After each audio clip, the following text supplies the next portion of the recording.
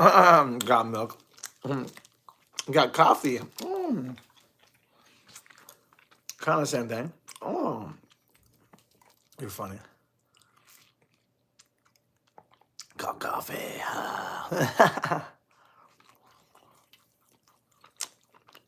What's up, mother flowers? Happy Tuesday. It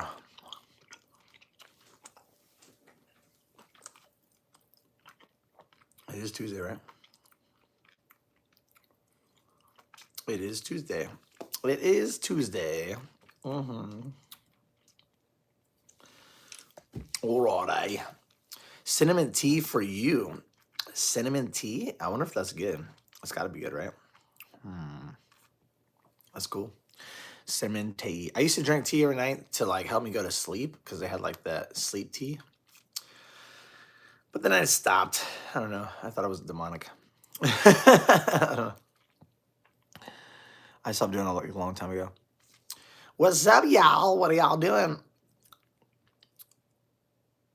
What? Good for blood pressure. Oh my goodness. Is it really? Tea is good for blood pressure? Oh, wow. No wonder why old people drink that stuff a lot, huh? I'm saying it's good for blood pressure. What's up, bro? Yep. Spiral out, keep going. Wow. Is that code for something?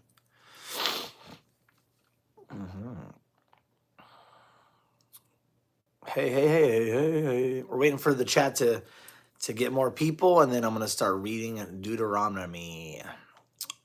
What be happening? I'm reading the Bible like every day. Every day I'm reading the Bible, dude. What's up? What's up? Hey, yo. There is audio. Come on. It's from a Tool song. Oh, well, that's demonic. Tool is definitely demonic. I'm still in the circus, bro. I'm my own man circus, bro. YouTube, let's roll. Can't miss the preach. Oh, come on, YouTube, let's roll. Can't miss the preach. All right, that's right. Get it. No, I'm not. Definitely not saying her name. No way. Your childhood drawing. Whoa. Yeah.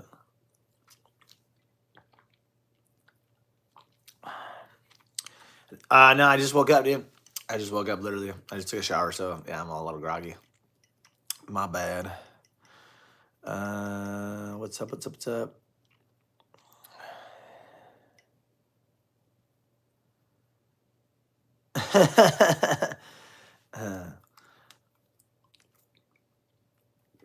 Have I been to Thailand? No. I kind of want to go just to experience like all like the islands and stuff like that, and like there's some cool barbershops out there, and for sure probably the food. I heard Vietnam is fun. I heard a bunch of people that I've talked to that've been to Vietnam. They're like, dude, go to Vietnam. It's cool. You can get like motorcycles and ride through like the hills and stuff like that. And like there's crazy like street food and like, I don't know. Yeah. So I don't know. I mean, like certain places, yeah, they say Vietnam is pretty cool. It's been a boring day. Sorry, Ben. I'm so sorry, Ben. Oh, I'm so sorry.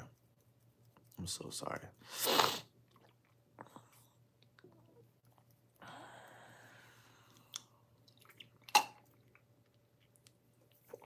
I'm so sorry. What's up, JB? JB in the house, bro. Yeah. I'm skipping you? No. What happened? What happened here? I'm sorry if I'm skipping you. Thank Jesus, bro. Jesus doing all the work. What are you? Just answer me. What am I? I'm a clown, bro. What's up, man? He's in the house? No, he's not, is he? Is he spying on me? Or that's you? I'm not that person, no.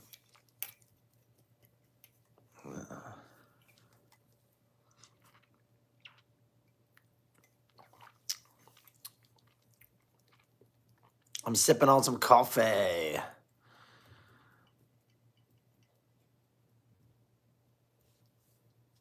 I'm live every day, bro.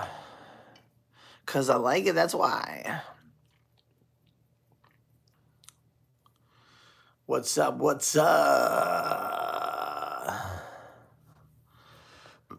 Go on his channel, bro. If you like him, see you later.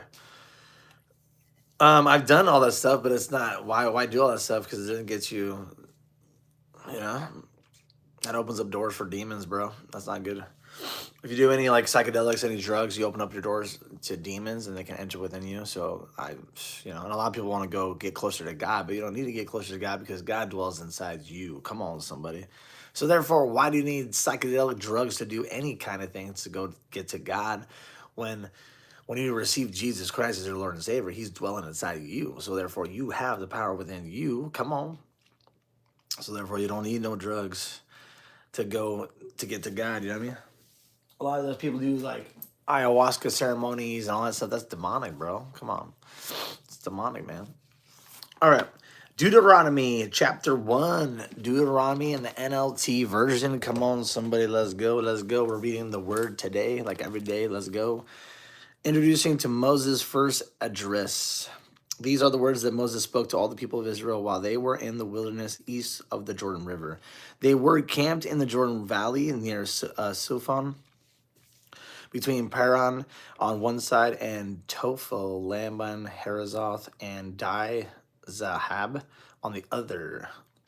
Normally, it takes only 11 days to travel from the Mount Sinai to Kadesh Barnea, going by way of Mount Siri. But 40 years after the Israelites left Egypt on the first day of the 11th month, Moses addressed the people of Israel, telling them everything the Lord had commanded him to say. This took place after he had defeated King Sihon of Amorites, who ruled in Heshbon and at Eri, and had defeated King Og of Bashan, who ruled in Estroth. While the Israelites were in the land of Moab, east of the Jordan River, Moses carefully explained the Lord's instructions as follows. The command to leave Sinai. When we were at Mount Sinai, the Lord our God said to us, "You have stayed at this mountain long enough. It is time to break camp and move on. Go to the hill country of the Amorites and all the neighboring regions, the Jordan Valley, the hill country, the western foothills, and the Negev, and the coastal plain. Go to the land of Canaanites and to Lebanon, and all the way to the great Euphrates River." The Euphrates River has dried up, people. Oh my goodness, it's crazy. "Look, I am giving all this land to you. Go in and OC or accompany it, for it is the land the Lord swore to give to your ancestors Abraham, Isaac, and Jacob, and to all their descendants." Moses appoints leaders from each tribe. Moses continued, "At that time I told you, you are too great a burden for me to carry all by myself. The Lord your God has increased your population, making you as numerous as the stars. And may the Lord, the God of your ancestors, multiply you 1,000 times more and bless you as a promise. But you are such a heavy load to carry. How can I deal with all your problems and bickering? Choose some well-respected men from each tribe who are known for their wisdom and understanding, and I will appoint them as your leaders." Then you responded, "Your plan is a good one." So I took the wise and respected men you had selected from your tribes and appointed them to serve as judges and officials over you. Some were responsible for 1,000 people, some for 100, some for 50, and some for 10. At that time, I instructed the judges, "You must hear the cases of your fellow Israelites and the foreigners living among you. Be perfectly fair in your decisions and immortal in your judgments. Hear the cases of those who are poor as well as those who are rich." The Bible's alive. That's right. Come on, somebody. Let's go. Don't be afraid of anyone's anger for decisions you make in God's decisions. Bring me any cases that are too difficult for you, and I will handle them. At that time, I gave you instructions about everything you were to do. Scouts explore the land. Then, just as the Lord our God commands us, we left Mount Sinai and traveled through the great and terrifying wilderness. as you yourselves remembered, and headed toward the hill country of Amorites. When we arrived at Kadesh Barnea, I said to you, you have now reached the hill country to Amorites that the Lord our God is giving us. Look, he has placed the land in front of you. Go and accompany it in it as the Lord, the God of your ancestors, has promised you. Don't be afraid, don't be discouraged. But you all came to me and said, first, let's send out scouts to explore the land for us. They will advise us on the best route to take and which towns we should enter. This seemed like a good idea to me, so I chose 12 scouts from each of your tribes. They headed for the hill country and came to the valley of Eshcol and explored it. They picked some of its fruits and brought it back to us. And they reported the land the Lord our God has given us is indeed a good land. Israel's rebellion against the Lord, but you rebelled against the command of the Lord your God and refused to go in. You complained in your tents and said, the Lord must hate us. That's why he has brought us here from Egypt, to hand us over to the Amorites to be slaughtered. Where can we go? Our brothers have demoralize us with their report. They tell us the people of the land are taller and more powerful than we are, and their towns are large, with walls rising high into the sky. We even saw giants there, descendants of Anak. But I said to you, don't be shocked or afraid of them.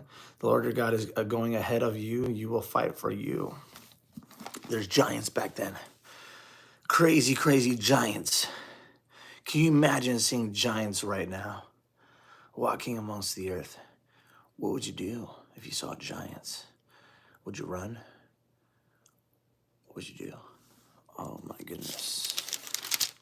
Giants. You saw him do in Egypt, and you saw how the Lord your God cared for you all along the way as you traveled through the wilderness. That's why there's pyramids. There's giants.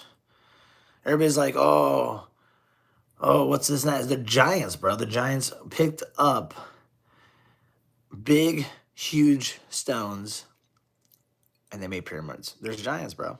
Giants, bro. Yeah. God cared for you all along the way as you travel through the wilderness, just as father cares for his child. Now he has brought you to this place, but even after all he did, you refuse to trust the Lord your God, who goes before you looking for the best places to camp, guiding you with a pillar of fire by night and a pillar of cloud by day. When the Lord heard your complaining, he became very angry. So he solemnly swore, not one of you from this wicked generation will live to see the good land I swore to give your ancestors, except Caleb, son of Jephunneh. He will see this land because he has followed the Lord completely. I will give to him and his descendants some of the very land explored during his scouting mission. Yes, Jesus. And the Lord was also angry with me because of you. He said to me, Moses, not even you will enter the promised land. Instead, your assistant Joshua, son of Nun, will lead the people into the land, encouraging him for the will led Israel as they take possession of it. I will give the land to your little ones, your innocent children. You were afraid they would be captured, but they will be the ones who accompany it. As for you, turn around now and go on back through the wilderness toward the Red Sea. Then you confess, we have sinned against the Lord. We will go into the land and fight for it, as the Lord our God has commanded us. So your men strapped on their weapons, thinking it would be easy to attack the hill country. But the Lord told me to tell you, do not attack, for I am not with you.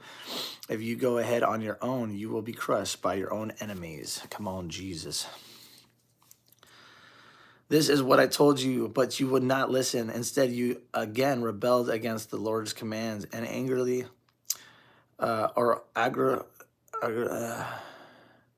went into the hill country to fight, but the Amorites who lived there came out against you like a swarm of bees. They chased and battered you all the way from the Seir to Hormah.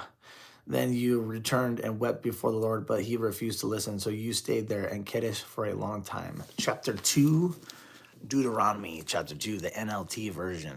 Let's go, Jesus. Let's go, Jesus. Then we turned around and headed back across the wilderness toward the Red Sea, just as the Lord had instructed me, and we wandered around in the region of Mount Seir for a long time. Then at last the Lord said to me, "You have been wandering around in this hill country long enough.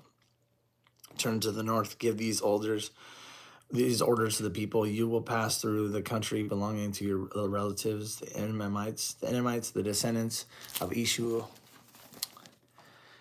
who lived in Sur. The Edomites will flee, threaten, so be careful. Do not bother them, for I have given them all the hill country around Mount Seir as their property, and I will not give you even 1 square foot of their land. If you need food to eat or water to drink, pay them for it, for the Lord your God has blessed you in everything you have done. He has watched your every step through this great wilderness. During these 40 years, the Lord your God has been with you, and you have lacked nothing. So we bypassed the temporary of our relatives, the descendants of Esau, who lived in Seir. We avoided the road through the Arabah Valley that comes up from Etha and Ezion Geber. Then, as we returned north along the desert route through Moab, the Lord warned us, do not bother the Moabites, the descendants of Lot, or start a war with them. I have given them Ar as their property, and I will not give you any of their land. A race of giants called the Emites had once lived in the area of Ur. Jay, I gotta highlight the giants, bro. There's giants, bro. Yes. The giants, broskies. The giants, broskies. I'm gonna highlight it right here. We're gonna highlight it. Yeah. Let's highlight it, bro. So I know where the giants are.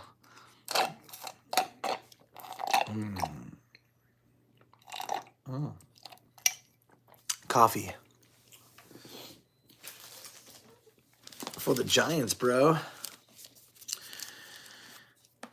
All right. A race of giants called Emites. The Bible is alive. That's right. Giants called to the Emites had once lived in the area of Ur. They were straight and numerous, tall as Anakites, another race of giants. Ooh, I gotta highlight that too. Dang, there's different races of giants. Oh my goodness. Both Emites and Anakites are also known as the Rephaites, though the Moabites call them Emites. In the earlier times, the Hirites had lived in Seir, but they were driven out and displaced by the descendants of Esau, just as Israel drove out the people of Canaan.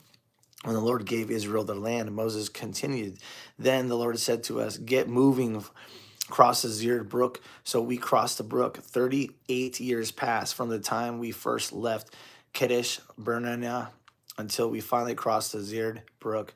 By then, all the men old enough to fight in battle had died in the wilderness, as the Lord had vowed what would happen. The Lord struck them down until they had all been eliminated from the country. When all the men of fighting age had died, the Lord said to me, "Today you will cross the border of Moab at Ur and enter the land of Ammonites, the descendants of Lot, but do not bother them or start a war with them. I have given the land of Ammon to them as their property, and I will not give you any of their land." That area was once considered the land of Rephaites who had lived there. Though the Ammonites called them Zemamites, they were also as strong, as numerous, and tall as the Anakites. But the Lord destroyed them so the Ammonites could accompany their land. He had done the same for the descendants of Esau who lived in Seir, for he destroyed the Hittites so they could settle there in their place. The descendants of Esau lived there. Come on, Jesus. Come on, Jesus. Sorry, I can't read the word. The names are really hard to read, dude. Oh my goodness. To this day, a similar thing happened when the Chemerites from Crete invaded and destroyed Evites who had lived in villages in the area of Gaza. Moses continued. Then the Lord said, "Now get moving across the Aaron, George. Look, I will hand over to you Sihon the Arites, king of Eshaban, and I will give you his land. Attack him and begin to accompany or occupy the land. Beginning today, I will make people throughout the earth terrified because of you. When they hear reporters about you, they will tremble with dread and fear. Come on, Jesus. Victory over Sihon of Eshban. Moses continued from the wilderness of Kedemoth. I sent ambassadors to King Sihon of Heshbon with the proposal of peace. Let us travel through your land. We will stay on the main road and won't turn off into the fields on either side. Sell us food to eat and water to drink, and we will pay for it. All we want is permission to pass through your land. The descendants of Ishu who lived in Seir allowed us to go through their country, and so did the Moabs who live in Ur. Let us pass through until we cross the Jordan until the land the Lord our God is giving us. But King Sihon of Heshbon refused to allow us to pass through because the Lord your God made Sihon stubborn and defiant, so he could help you defeat him as he has now done. Then the Lord said to me, look, I have begun to hand King Sihon and his land over to you. Begin now to conquer and occupy his land. Then King Sihon declared war on us and mobilized his forces at Jahaz. But the Lord our God handed him over to us, and we crushed him, his sons, and all his people. We conquered all his towns and completely destroyed everyone, men, women, and children. Not a single person was spared. We took all the livestock as plunder for ourselves, along with anything of value from the towns we ransacked. The Lord our God also helped us conquer Aurora on the edge of Aaron, George, and the town in the George, and the whole area as far as Gilead. No town had walls too strong for us. However, we avoided the land of the Edomites all along the Jabbok River and the towns in the hill country, all the places the Lord our God had commanded us to leave alone. Chapter 3, Deuteronomy Chapter 3, the NLT version.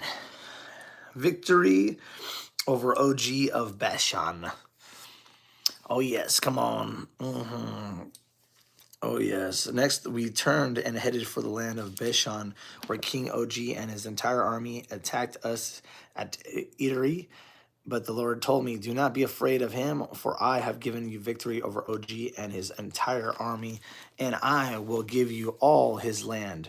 Treat him just as you treated King Sihon of the Amorites, who ruled his Heshbon. So the Lord our God handed King Og and all his people over to us, and we killed them all. Not a single person survived. We conquered all 60 of his towns, the entire Argob region in his kingdom of Bashan. Not a single town escaped our conquest. These towns were all fortified with high walls and barred gates. We also took many unwalled villages at the same time. We completely destroyed the kingdom of Bashan, just as we had destroyed King Sihon of Heshbon. We destroyed all the people in every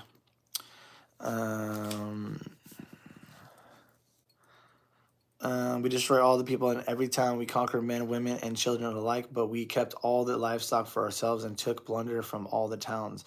So we took the land of the two Amorites kings east of the Jordan River, all the way from the Aaron George to Mount Hermon. Mount Hermon is called Sirion by the Syrians, and the Amorites call it Sinir. We had now conquered all the cities on the plateau and all Gilead and Bashan as far as the towns of Siklah and Erdi, which were part of Og's kingdom of Bashan. King Og of Bashan was the last survivor of the giant Euphrates. His bed was made of iron and was more than 30 feet long and 6 feet wide. I can still be seen in the Amorite city of Rebah. Come on, Jesus. Let's go, Jesus. Yes, land division east of the Jordan. When we took possession of this land, I gave to the tribes of Reuben and Gad the territory beyond Aurora along the Aaron George, plus half of the hill country of Gilead with its towns. Then I gave the rest of Gilead and all the Bashan, Og's former kingdom, to the half tribe of Manasseh. This entire Argob region of Bashan used to be known as the land of Rephaites. Jair, a leader from the tribe of Meshah, conquered who conquer the whole Argob region of Bashan, all the way to the border of Generites and Meshites. Jer renamed this region after himself, calling it the towns of Jer. As it is still known today, I gave Gilead to the clan of Mechir, but I also gave part of Gilead to the tribes of Reuben and Gad. The area I gave them extended from the middle of the Aaron George in the south to the Jacob River of the Amorite frontier. They also received the Jordan Valley all the way from the sea of Galilee down to the Dead Sea, with the Jordan River serving as a western boundary. To the east were the slopes of Pisgah.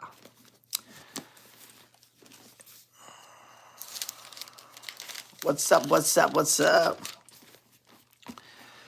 Hello, hello. All right, we're reading more Deuteronomy. At that time, I gave this commandment to the tribe that.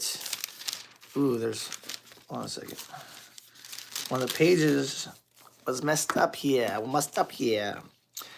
Commanded the tribes that would live east of the Jordan, although the Lord your God has given you this land as your property. All your fighting men must cross ahead of your Israelite relatives, armed and ready to assist them. Your wives, children, and numerous livestock, however, may stay behind the towns I have given you.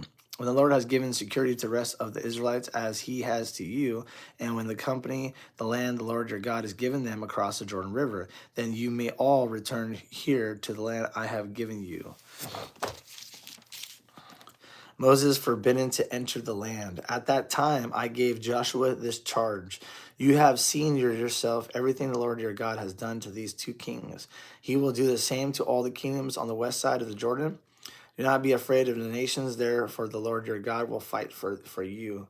At that time I pleaded with the Lord and said, O sovereign Lord, you have only begun to show your greatness and the strength of your hand to me. Your servant is there any God in heaven or on earth who can perform such great and mighty deeds as you do.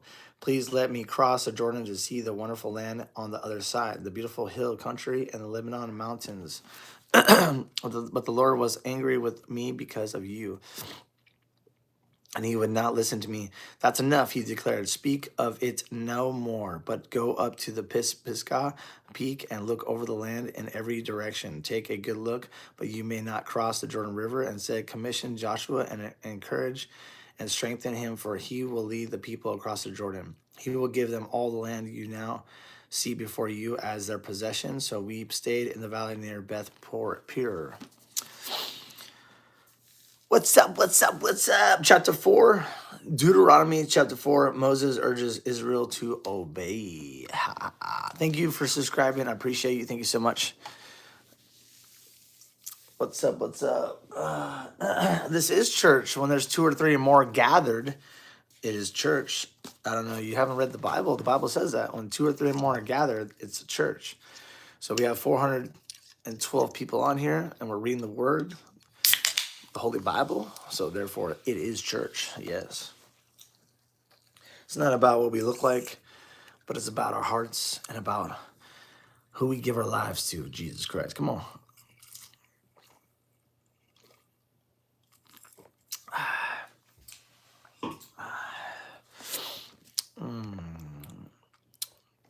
Here we go. We're back to Deuteronomy chapter 4. And now, Israel, listen carefully to these decrees and regulations that I am about to teach you. Obey them so that you may live, so you may enter and accompany the land the Lord, the God of your ancestors, is giving you. Do not add to or subtract from these commands I'm giving you. Just obey the commands of the Lord your God, and I am giving you. You saw for yourself what the Lord did to you at Baal Peor. There, the Lord your God destroyed everyone who had worshipped Baal, the god of Peor. But all of you who were faithful to the Lord your God are still alive today. Every one of you. Look, I now teach you these decrees and regulations, just as the Lord my God commanded me, so that you may obey them in the land you are about to enter and occupy. Obey them completely, and you will just display your wisdom and intelligence among the surrounding nations. When they hear all these decrees, they will exclaim, how wise and prudent are the people of this great nation. For what great nation has a God as near to them as the Lord our God is near to us whenever we call on him? And what great nation has decrees and regulations as righteous and fair as this body of instructions that I am giving you today? But watch out, be careful, never to forget what you yourself have seen. Do not let these memories escape from your mind as long as you live, and be sure to pass them on to your children and grandchildren. Never forget the day when you stood before the Lord your God at Mount Sinai, where he told me, summon the people before me, and I will personally instruct them. Then they will learn to fear me as long as they live, and they will teach their children to fear me also. Come on, Jesus. You came near and stood at the foot of the mountain. While flames from the mountain shout into the sky, the mountain was surrounded in black clouds and deep darkness, and the Lord spoke to you from the heart of the fire. Come on, Jesus, let's go. Yeah, Jesus.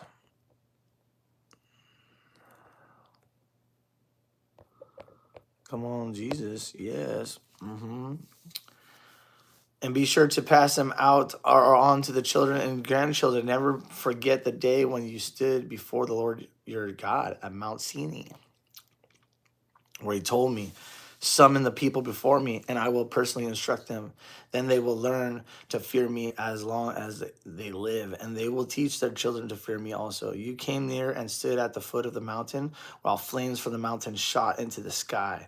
The mountain was surrounded in black clouds and a deep darkness, and the Lord spoke to you from the heart of the fire. You heard the sound of his words, but didn't see his form. There was only a voice. He proclaimed his covenant, the 10 Commandments, which he commanded you to keep, and which he wrote on the stone tablets. It was at that time the Lord commanded me to teach you his decrees and regulations so you would obey them in the land you are about to enter and accompany. What's up? Yeah. Whoa, what happened to me? What's up? Hey, yo, hey, yo. We're reading Deuteronomy, the NLT version, guys. Yes. The Lord does exist, yeah. A warning against idolatry. But be careful. Be very careful. You did not see the Lord's form on the day he spoke to you from the heart of the fire of Mount Sinai. So do not corrupt yourself by making an idol in any form, whether of a man or woman, an animal on the ground, a bird of the sky, a small animal that scurries along the ground, or a fish in the deepest sea. And when you look up into the sky and you see the sun, moon, and stars, all the forces of heaven, don't be seduced into worshiping them. The Lord your God gave them to all the peoples of the earth. Remember that the Lord rescued you from the iron smelting furnace of Egypt in order to make you his very own people and his special possession, which is what you are today. But the Lord was angry with me because of you. He vowed that I would not cross the Jordan River into the good land the Lord your God is giving you as your special possession. You will cross the Jordan to occupy the land, but I will not. Instead, I will die here on the east side of the river. So be careful not to break the covenant the Lord your God has made with you. Do not make idols of any shape or form, for the Lord your God is forbidden this. The Lord your God is devouring fire. He is a jealous God. Our God is a jealous God. In the future, when you have children and grandchildren and have lived in the land a long time, do not corrupt yourselves by making idols of any kind. This is an evil in the sight of the Lord your God and will arouse his anger. Today I call on heaven and earth as a witness against you. If you break my covenant, you will quickly disappear from the land you are crossing the Jordan to occupy. You will live there only a short time, then you will be utterly destroyed. For the Lord will scatter you among the nations where only a few of you will survive. There is a foreign land. You will worship idols made from wood and stone, gods that never seen, nor hear, nor eat, nor smell. But from there you will search again for the Lord your God. And if you search for him with all your heart and your soul, you will find him. Yes. You will find him. I'm highlighting that. Come on, Jesus. And if you search for him with all your hearts and all your soul, you'll find him. Come on, Jesus. In the distant future, when you are suffering all these things, you will finally return to the Lord your God and listen to what he tells you. For the Lord your God is a merciful God. He will not abandon you or destroy you or forget the solemn covenant he made with your ancestors. There is only one God. There's only one God. Yes. Now search all of history from the time God created people on the earth until now, and search from one end of the heavens to the other. Has anything as great as this ever been seen or heard before? Has any nation ever heard the voice of God speaking from fire as you did and survived? Has any other God dared to take a nation for himself out of another nation by means of travels? Miraculous signs, wonders, war, a strong hand, a powerful arm, and terrifying acts.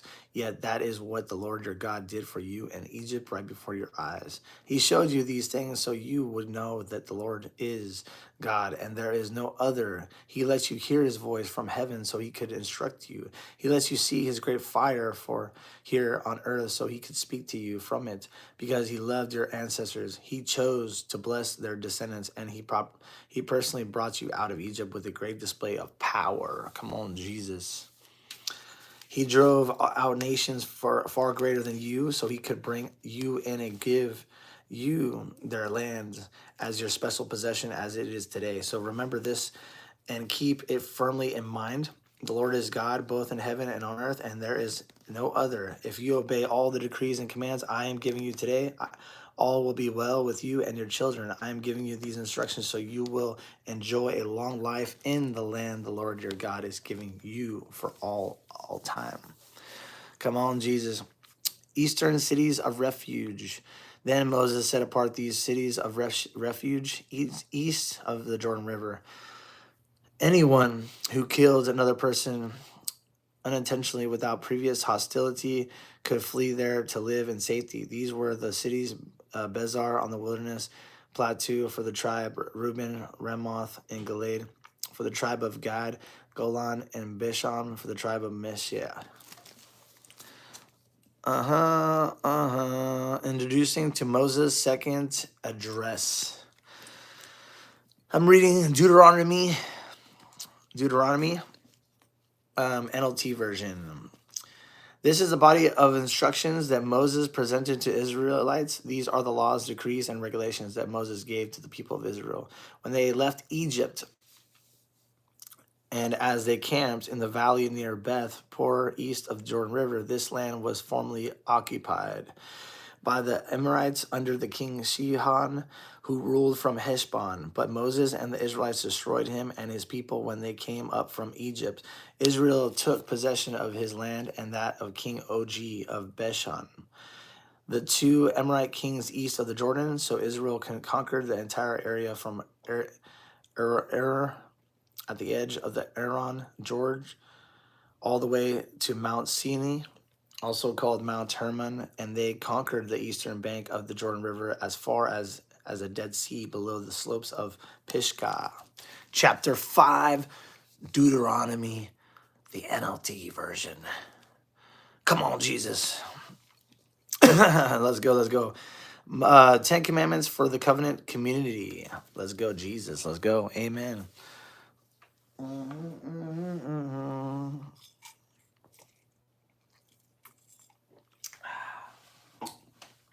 Moses called all the people of Israel together and said, "Listen carefully, Israel. Hear the decrees and regulations I am giving you today so you may learn them and obey them. The Lord our God made a covenant with us at Mount Sinai. The Lord did not make this covenant with our ancestors, but with all of us who are alive today. At the mountain, the Lord spoke to face from the heart of the fire. I stood as an intermediary between you and the Lord. For you were afraid of the fire and did not want to approach the mountain. He spoke to me, and I passed his words on to you. This is what he said: I am the Lord your God who rescued you from the land of Egypt, the place of your salvation. You must not have any other God but me. You must not make for yourself an idol of any kind, or an image of anything in the heavens or the earth or in the sea. You must not bow down to them or worship them, for I am the Lord your God, am a jealous God who will not tolerate your affection for any other gods. Come on, Jesus, that's right. I lay the sins of the parents upon their children. The entire family is affected, even children in the third and fourth generations of those who reject me. But I lavish unfailing love for 1,000 generations on those who love me and obey me my commands. You must not misuse the name of the Lord your God. The Lord will not let you go unpunished if you misuse his name. Observe the Sabbath day by keeping it holy as the Lord your God has commanded you. You have 6 days each week for your ordinary work, but the seventh day is a Sabbath day for a rest. Dedicated to the Lord your God on that day. No one in your household may do any work. This includes you, your sons and daughters, your male and female servants, your oxen and donkeys, and other livestock.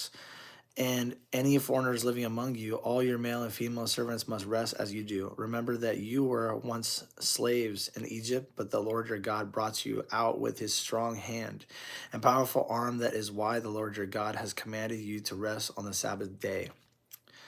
Honor your father and mother as the Lord your God commands you, and you will live a long, full life in the land of the Lord your God is giving you. You must not murder. You must not commit adultery. You must not steal. You must not testify falsely against your neighbor. You must not covenant your neighbor's wife. You must not covenant your neighbor's house or land, male or female servant, ox or donkey, or anything else that belongs to your neighbor. The Lord spoke these words to all of you assembled there at the foot of the mountain. He spoke with a loud voice from the heart of the fire, surrounded by clouds and deep darkness.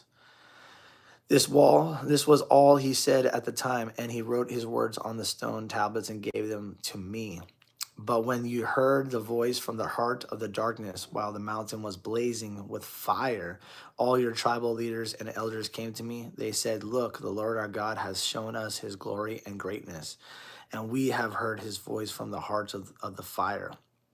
Today, we have seen that God can speak to us humans, and yet we live. But now, why should we risk death again? The Lord our God speaks to us. We will certainly die and be consumed by this awesome fire. Can anything live? Can any living thing hear the voice of the living God from the heart of the fire as we did and yet survive? The fire. The Holy Bible is the truth, the way, and the life. Come on, Jesus, let's go. The fire. I love that. Let's go yourself and listen to what the Lord our God says. Then come and tell us everything he tells you, and we will listen and obey. The Lord heard the request you made to me, and he said, I have heard what the people said to you, and they are right. Oh, they would always have hearts like this, that they might fear me and obey all my commands. If they did, they and their descendants would prosper forever. Go and tell them, return to your tents, but you stand here with me so I can give you all my commands, decrees, and regulations. You must teach them to the people so they can obey them in the land I am giving them as their possession. So Moses told the people, you must be careful to obey all the commands of the Lord your God, following his instructions in every detail. Stay on the path that the Lord God has commanded you to follow. Then you will live long and prosperous. Lives in the land you are about to enter and accompany. Chapter 6, Deuteronomy. Chapter 6, a call for wholehearted commitment. Chapter 6, the NLT version, Deuteronomy. Thank you. I love reading from the Bible too. Thank you so much for subscribing and hitting the bell notification so that you can know when I'm live again. Thank you so much. I read the Bible every single day. I read as much as I can, at least 3 hours.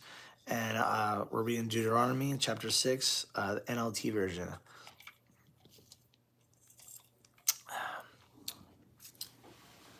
All right, here we go. These are the commands, decrees, and regulations that the Lord your God commanded me to teach you. You must obey them in the land you are about to enter in a company, and you and your children and grandchildren must fear the Lord your God as long as you live. If you obey all his decrees, I'm going to highlight that. Fear the Lord your God as long as you live. Oh my goodness. That's right. And if you obey all his decrees and commands, you will enjoy a long life. Listen closely, Israel, and be careful to obey. Then all will go well with you, and you will have many children in the land flowing with milk and honey. Just as the Lord, the God of your ancestors, promised you. Listen, Israel, the Lord is our God, the Lord alone. And you must love the Lord your God with all your heart, all your soul, and all your strength. Yes, Jesus. And you must love the Lord your God with all your heart and all your soul and all your strength. Come on, Jesus, let's go. And you must commit yourselves wholeheartedly to these commands that I am giving you today. Repeat them again and again to your children. Talk about them when you are at home and when you are on the road, when you are going to bed and when you are getting up. Tie them to your hands and wear them on your forehead as reminders. Write them on the doorposts of your house and on your gates. The Lord your God will soon bring you into the land he swore to give you when he made a vow to your ancestors. Abraham, Isaac, and Jacob. It is a land with large, prosperous cities that you did not build. The houses will be richly stocked with goods you did not produce. You will draw water from cisterns you did not dig, and you will eat from vineyards. Come on, Jesus.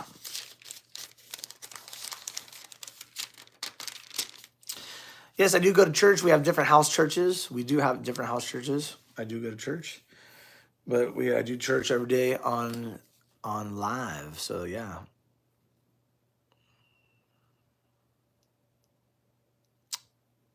Come on, Jesus.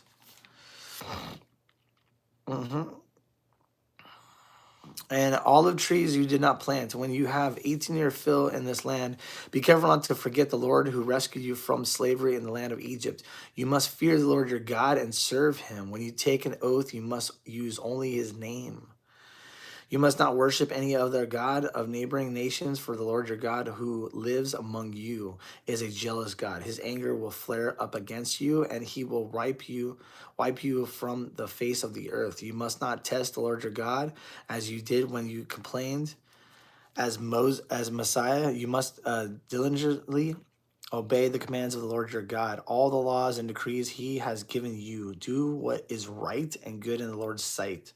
So all will go well with you. Then you will enter and accompany the good land that the Lord swore to give your ancestors.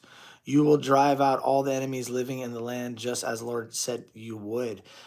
In the future, your children will ask you, what is the meaning of these laws, decrees, and regulations that the Lord our God has commanded us to obey? Then you must tell them, we were Pharaoh's slaves in Egypt, but the Lord brought us out of Egypt with his strong hand. The Lord did miraculous signs and wonders before our eyes, dealing terrifying blows against Egypt and Pharaoh and all his people. He brought us out of Egypt so he could give us this land he had sworn to give our ancestors, and the Lord our God commanded us to obey all these decrees and to fear him so he can continue to bless us and preserve our lives, as he has done to this day. For we will be counted as righteous when we obey all commands the Lord our God has given us. Chapter 7, Deuteronomy chapter 7 in the NLT version. Come on, somebody, let's go. The privilege of holiness. When the Lord your God brings you into the land you are about to enter and accompany, he will clear away many nations ahead of you. the Hittites, the Gerahites, Amorites, Canaanites, Perizzites, Hivites, and Jebusites. These 7 nations are greater and more numerous than you.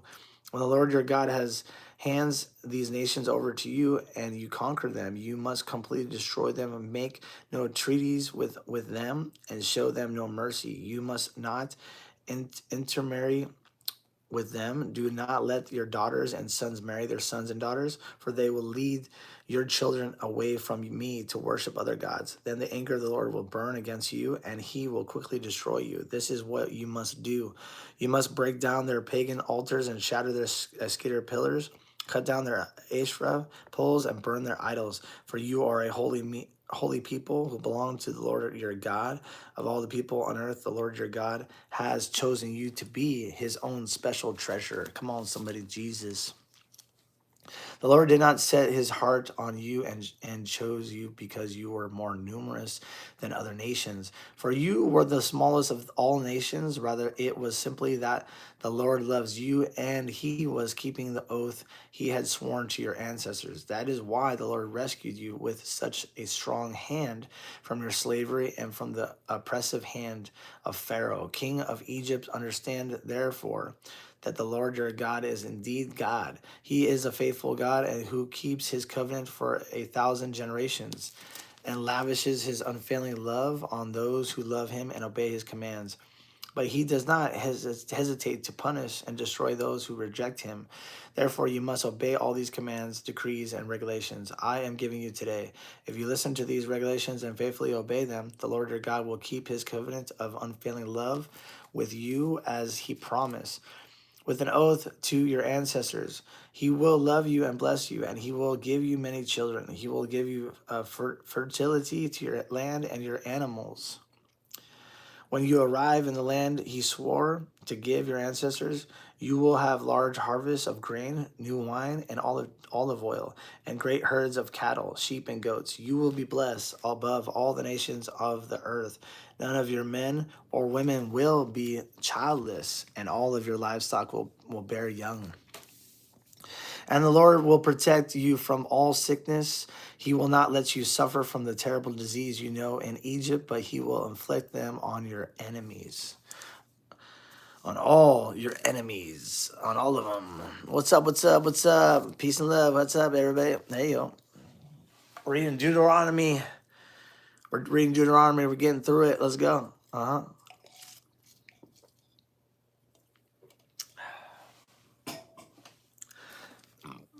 You must destroy all the nations the Lord your God hands over to you. Show them no mercy. Do not worship their gods, or they will trap you. Perhaps you will think to yourselves, how can we ever conquer these nations that are so much more powerful than we are? But don't be afraid of them. Just remember what the Lord your God did to Pharaoh and to all the land of Egypt. Remember the great terrors the Lord your God sent against them. You saw it all with your own eyes. And remember the miraculous signs and wonders and the strong hand and powerful arm with which he brought you out of Egypt. The Lord your God will use this same power against all the people you fear.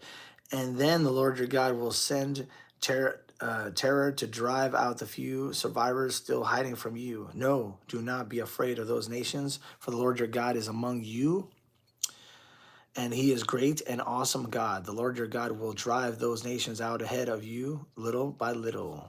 Come on, Jesus. Let's go. I don't got a religion. I got a relationship with Jesus Christ. Come on, somebody. All right. And then you will not clear them away all at once. Otherwise, the wild animals will multiply too quickly for you. But the Lord your God will hand them over to you. He will throw them into complete confusion until they are destroyed. He will put their kings in your power, and you will erase their names from the face of the earth. No one will be able to stand against you, and you will destroy them all. You must burn their idols in fire, and you must not covet the silver or gold that covers them. You must not take it, or it will become a trap to you. For it is detestable to the Lord your God. Do not bring any detestable objects into your home, for then you will be destroyed just like them. You must utterly detest such things, for they are set apart for destruction. Chapter 8, Deuteronomy chapter 8 in the NLT version. I just told you, I don't have a religion. I have a personal relationship between Jesus Christ, a relationship with Jesus Christ. I believe in the Holy Bible. Come on, somebody, let's go. Chapter 8, NLT version of Deuteronomy. A call to remember and obey. Be careful to obey all the commands I am giving you today. Then you will live and multiply, and you will enter and occupy the land the Lord swore to give your ancestors. Remember how the Lord your God led you through the wilderness for these 40 years, humbling you and testing you to prove your character and to find out whether or not you would obey his commands. Yes, he humbled you by letting you go hungry and then feeding you with manna, a food privileged unknown to you and your ancestors. He did it to teach you that people do not live by bread alone, rather we live by every word that comes from the mouth of the Lord. I'm highlighting that. Come on, somebody, let's go. Jesus. People do not live by bread alone.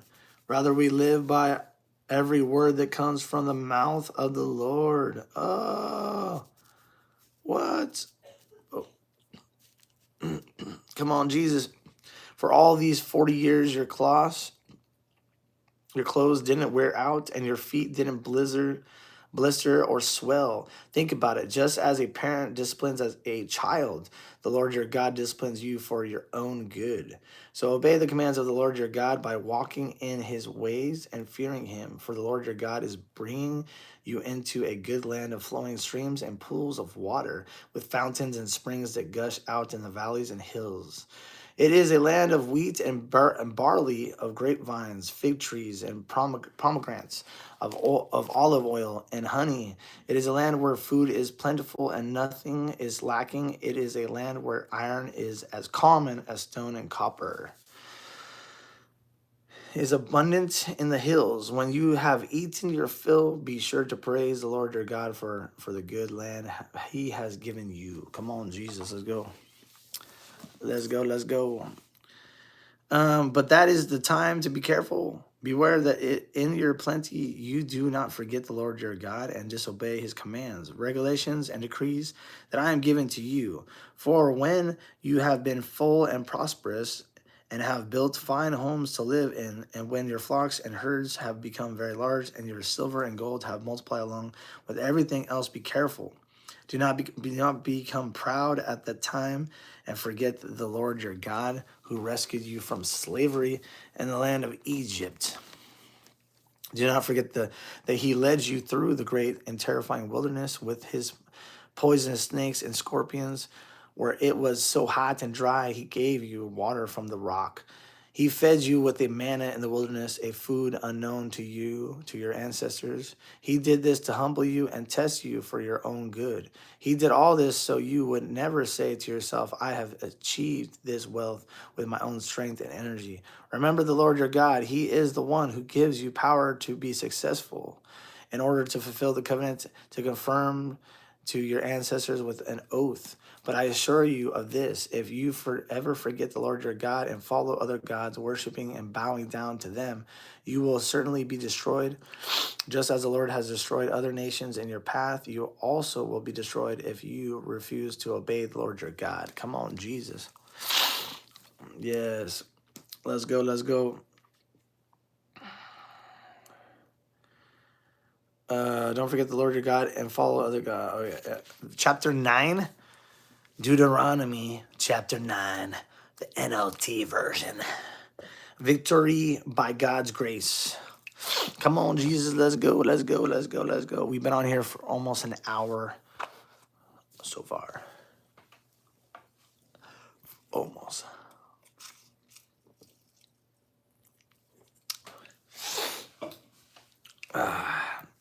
Listen, O Israel. Today you are about to cross the Jordan River to take over the land belonging to the nations much greater and more powerful than you. They live in the cities with walls that reach to the sky. The people are strong and tall, descendants of the famous Anakites, giants. You've heard the saying, who can stand up to the Anakites? By recognizing today that the Lord your God is the one who will cross over ahead of you like a devouring fire to destroy them. He will subdue them so that you will quickly conquer them and drive them out, just as the Lord has promised. Come on, Jesus. After the Lord your God has done this for you, don't say in your hearts, the Lord has given us this land because we are such good people. No, it is because of the wickedness of the other nations that he is pushing them out of your way. It is not because you are so good or have such integrity that you are about to accompany their land. The Lord your God will drive these nations out ahead of you only because of their wickedness and to fulfill the oath he swore to your ancestors. Abraham, Isaac, and Jacob, you must recognize that the Lord your God is not giving you this good land because you are good, for you are not. You are stubborn people. Remembering the gold calf, remembering and never forget how angry you made the Lord your God out in the wilderness. From the day you left Egypt until now, you have been consistently rebelling against him. Even at Mount Sinai, you made the Lord so angry he was ready to destroy you. This happened when I was on the mountain receiving the tablets of stone inscribed with the words of the covenant that the Lord had made with you. I was there for 40 days and 40 nights. And all that time I ate no food and drank no water. The Lord gave me the 2 tablets on which God had written with his own finger all the words he had spoken to you from the heart of the fire when you were assembled at the mountain. At the end of the 40 days and nights, the Lord handed me the 2 stone tablets inscribed with the words of the covenant. Then the Lord said to me, "Get up, go down immediately, for the people you brought out of Egypt had corrupted themselves. Now quickly, they have turned away from the way I commanded them to live. They have melted gold and made an idol for themselves." Goodness gracious. The Lord also said to me, "I have seen how stubborn and rebellious these people are. Leave me alone so I may destroy them and erase their name from under heaven. Then I will make a mighty nation of your descendants, a nation larger and more powerful than they are." So while the mountain was blazing with fire, I turned and came down, holding in my hands the 2 stone tablets inscribed with the terms of the covenant.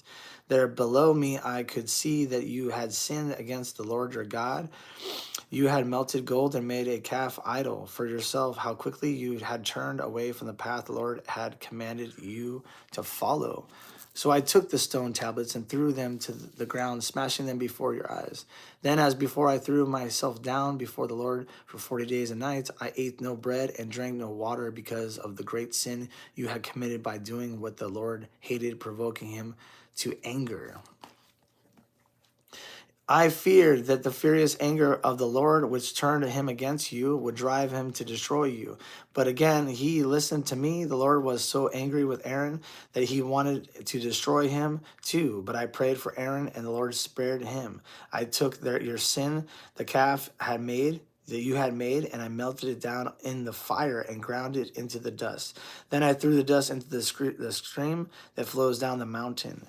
You also made the Lord angry at Tebreth, Messah, and the Kirbath, Havath, and at the Kadesh Barah. The Lord sent you out with his covenant, or the command, "Go up and take over the land I gave you." But you rebelled against the command of the Lord your God and refused to put your trust in him or obey him. Yes, you have been rebelling against the Lord as long as I have known you. That is why I threw myself down before the Lord for 40 days and nights, and for the Lord said he would destroy you. I prayed to the Lord and said, "O sovereign Lord, do not destroy them. They are your own people. They are your special possession, whom you redeemed from Egypt by your mighty power and your strong hand. Please overlook the stubbornness and the awful sin of these people, and remember it said of your servants, Abraham, Isaac, and Jacob, if you destroy these people, the Egyptians will say the Israelites died because the Lord wasn't able to bring them to the land he had promised to give them." Or they might say he destroyed them because he hated them. He deliberately took them into the wilderness to slaughter them. But they are your people and your special possession, whom you brought out of Egypt by your great strength and powerful arm.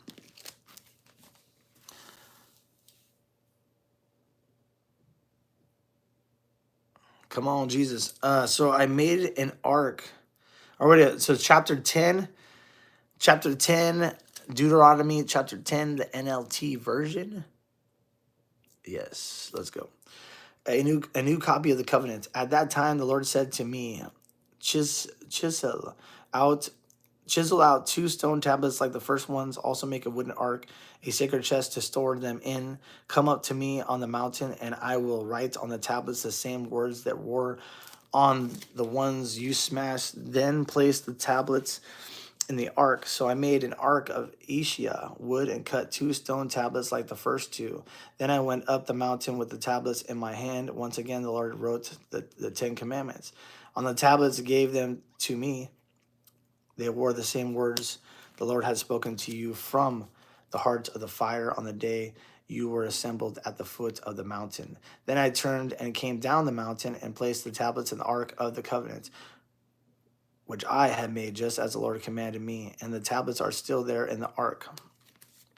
The people of Israel set out from the wells of the people of the Jachin, and traveled to the Maserah, where Aaron died and was buried. His son Ishiar ministered as high priest in his place. Then they journeyed to Gibeah, and from there to Jodabah, a land with many brooks and streams. At that time, the Lord set apart the tribe of Jephi to carry the ark of the Lord's covenant and to stand before the Lord as his ministers and to pronounce blessings in his name. These are their duties to this day. That is why the Levites have no share of property or possessions of land among the other Israelites' tribes. The Lord himself is their special possession, as the Lord your God told them. As for me, I stayed on the mountain in the Lord's presence for 40 days and nights, as I done the first time. And once again, the Lord listened to my pleas and agreed not to destroy you. Then the Lord said to me, get up and resume the journey. Come on, Jesus, let's go. Come on, Jesus. And lead the people to the land I swore to give to their ancestors, so they may take possession of it. How many is Deuteronomy? How many chapters? Oh, here we go. I think it's like,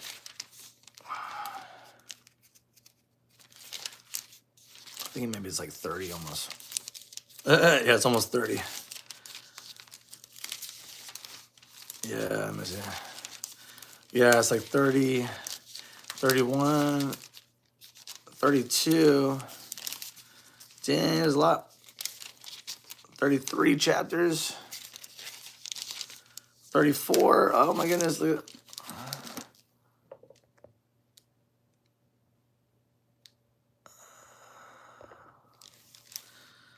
There's 34 chapters in Deuteronomy, and we're on chapter 11. Almost. Let's go.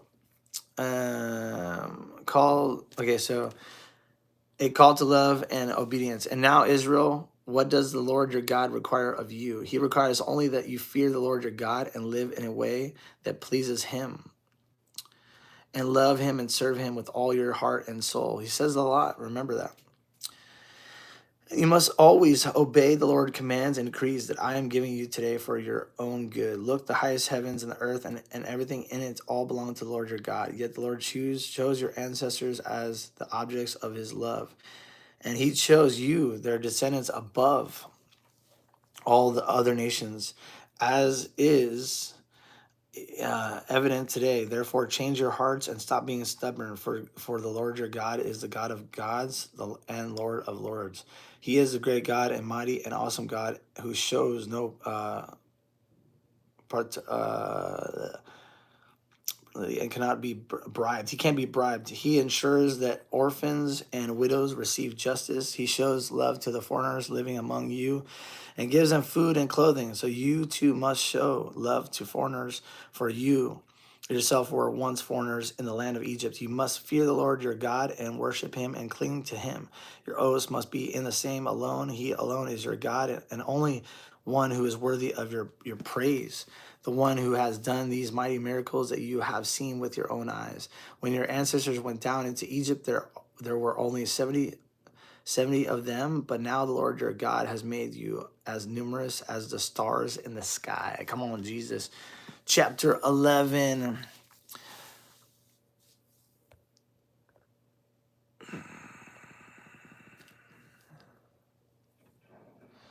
I have as well as Proverbs. What?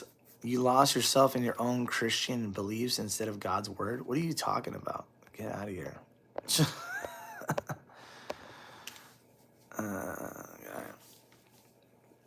You must love the Lord your God and always obey his requirements, decrees, regulations, and commands.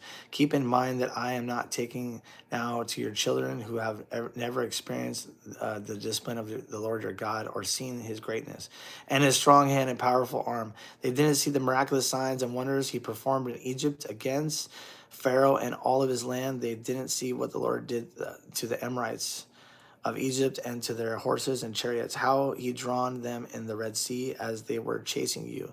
He destroyed them, and they have not recovered to this very day. Come on, Jesus.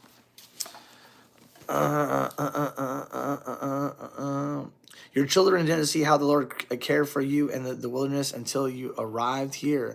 They didn't see what he did to Dathan and Abiram, the sons of Elab, a descendant of Reuben, when the earth opened his mouth and Israel camped and swallowed them along with their households and tents and everything living thing that belongs to them. But you have seen the Lord perform all these mighty deeds with your own eyes. The blessings of obedience. Therefore, be careful to obey every command I am giving you today, so you may have strength to go in and take over the land you are about to enter. Come on, Jesus. You got to enter the land. Come on, let's go.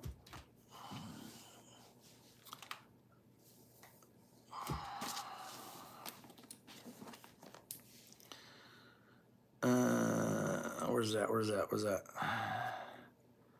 If you obey, you will enjoy a long life in the land the Lord swore to give you to the ancestors and to you, your descendants, and land flowing with milk and honey. For the land you are about to enter and take over is not like the land of Egypt from which you came, where you planted your seed and made irrigation ditches with your foot, as in a vegetable garden. Rather, the land you will soon take over is a land of hills and valleys with plenty of rain, a land that the Lord your God cares for. He watches over it through each season of the year. If you carefully obey the commands I am giving you today, and if you love the Lord your God and serve him with all your heart and soul,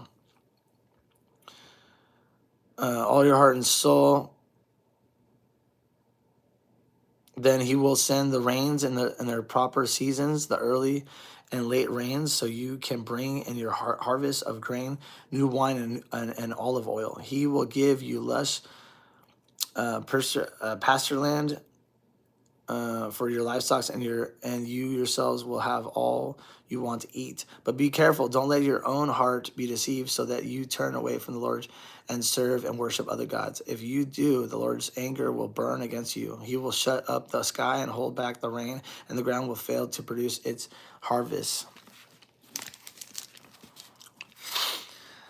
Then you will quickly die in that good land the Lord is giving you. So commit yourselves wholeheartedly to these words of mine. Tie them to your hands and wear them on your forehead as reminders. Teach them to your children. Talk about them when you are at home and when you are on the road, when you are going to bed and when you are getting up. Write them on the doorposts of your house and on your gates, so that as long as the sky remains above the earth, you and your children may flourish in the land the Lord swore to give your ancestors. Be careful to obey all these commands, and I am giving you. Show love to the Lord your God by walking in his ways and holding tightly to him. Then the Lord will drive out all the nations ahead of you, though they are much greater and stronger than you, and you will take over their land wherever you set foot. That land will be yours. Your frontiers will stretch from the wilderness in the south, Lebanon in the north, and from the Euphrates River in the east to the Mediterranean Sea in the west. No one will be able to stand against you, for the Lord your God will cause the people to fear and dread you, as he promised, wherever you go in the whole land. Come on, Jesus. Come on, Jesus. Let's go, Jesus. Yeah. Whoa, whoa, whoa, whoa, whoa, whoa, whoa, whoa, whoa, whoa, whoa, whoa.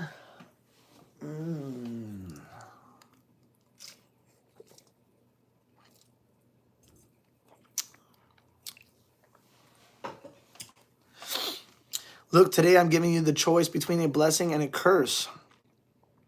You will be blessed if you obey the commands of the Lord your God that I am giving you today, but you will be cursed if you reject the commands of the Lord your God and turn away from him and worship gods you have not known before. When the Lord your God brings you into the land and helps you to take possessions of it, you must pronounce the blessings at Mount Gerizim and the curse at the Mount Eblah. These two mountains were made to Jordan River in the land of Canaanites who live in the Jordan Valley, near the two of Gilgal, not far from the oaks of Murrah, for you are about to cross the Jordan River to take over the land the Lord your God is giving you. When you take the land and you're living in it, you must be careful to obey all the decrees and regulations I am giving you today. Chapter 12, Deuteronomy chapter 12 in the NLT version. Come on, somebody, let's go, Jesus. Let's go, Jesus. The Lord's chosen place for worship. These are the decrees and regulations you must be careful to obey when you live in the land that the Lord, the God of your ancestors, is giving you. You must obey them as long as you live. When you drive out the nations that live there, you must destroy all the places where they worship their gods, high on the mountains, up on the hills, and under every green tree. Break down their altars and smash their sacred pillars, burn their Asherah poles, and cut down their carved idols. Completely erase the names of their gods. Do not worship the Lord your God in the way these pagan people worship their gods. Rather, you must seek the Lord your God at the place of worship. He himself will choose from among all the tribes the place where his name will be honored. There you will bring your burnt offerings, your sacrifices, your tithes, your sacred offerings, your offerings to fulfill a vow, your voluntary offerings, and your offerings to the firstborn animals of your herd and flocks. There you and your families will feast in the presence of the Lord your God, and you will rejoice in all you have accomplished because the Lord your God has blessed you. Your pattern of worship will change today. All of you are doing as you please because you have not yet arrived at the place of the rest. The land of the Lord your God is giving you as your special possession, but you will soon cross the Jordan River and live in the land the Lord your God is giving you.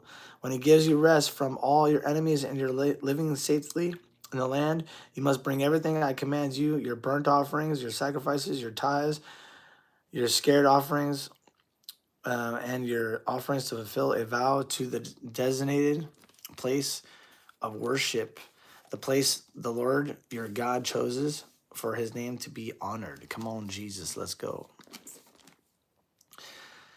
You must celebrate there in the presence of the Lord your God with your sons and your daughters and all your servants. And remember to include the Levites who live in your towns, and for they will receive no anointment of the land among you. Be careful not to sacrifice your burnt offerings.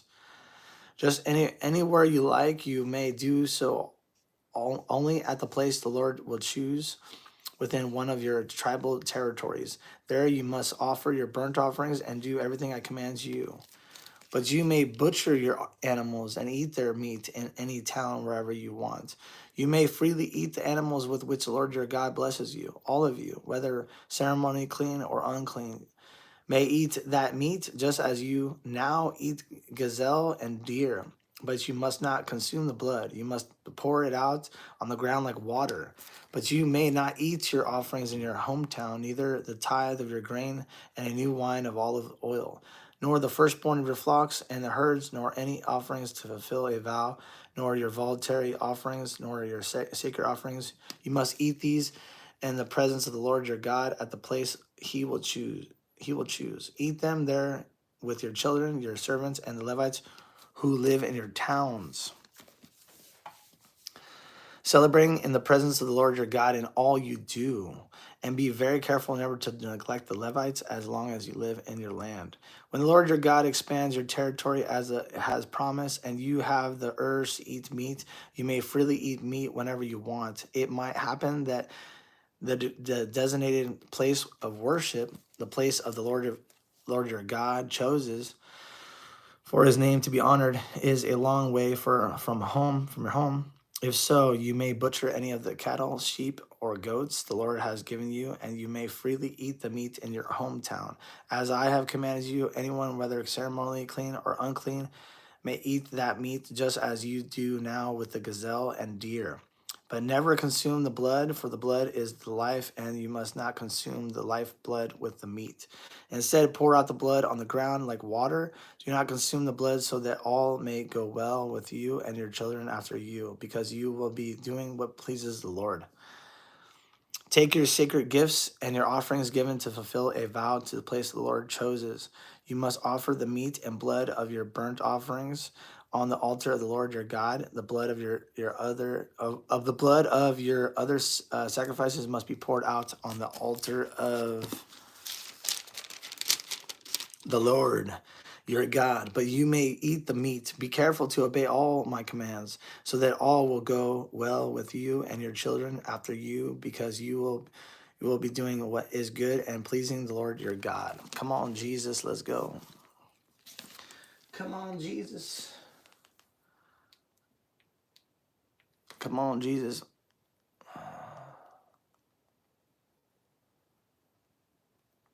What do we got over here? What do we got over here?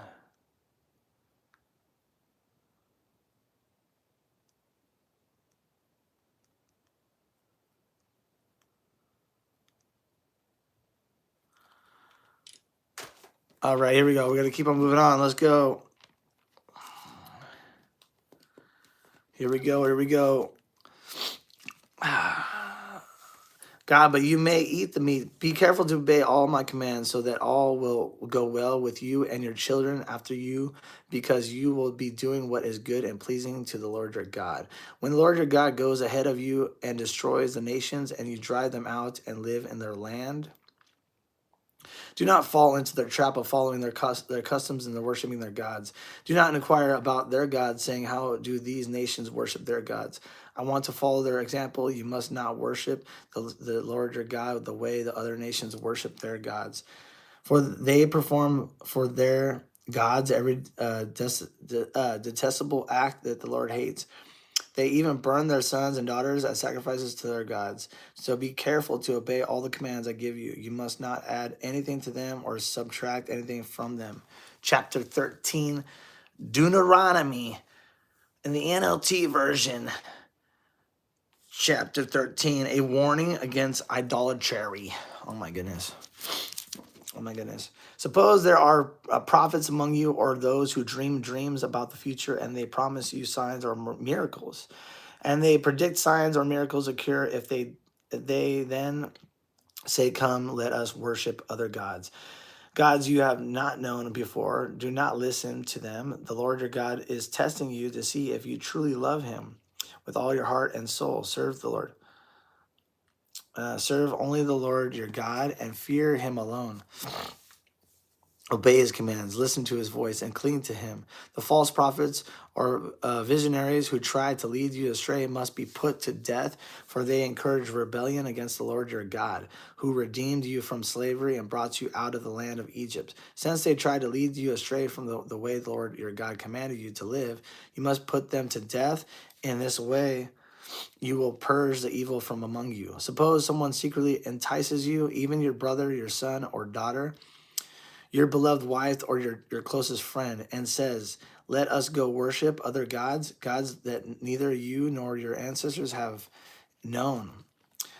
They might suggest that you worship the gods of peoples who live nearby or who come from the ends of the earth.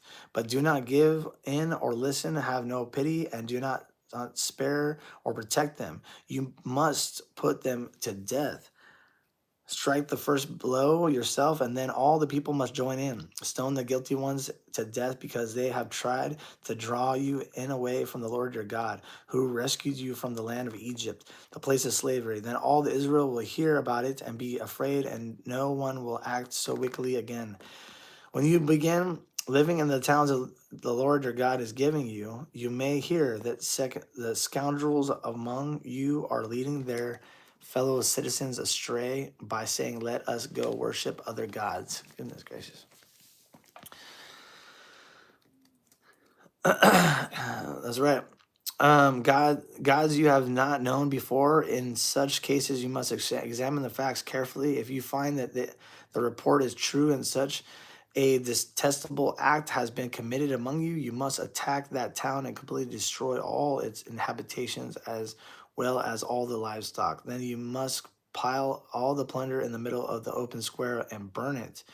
Burn the entire town as a burnt offering to the Lord your God. That town must remain and reign forever.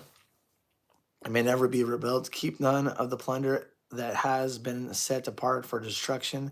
Then the Lord will turn from his fierce anger and be merciful to you. He will have compassion on you and make you a large nation, just as he swore to your ancestors. The Lord your God will be merciful only if you listen to his voice and keep all his commands that I am giving you today, doing what pleases him. Come on, Jesus. Chapter 14, Deuteronomy Chapter 14, ceremonially clean and unclean animals. This is intense. Oh my gosh. Oh my goodness.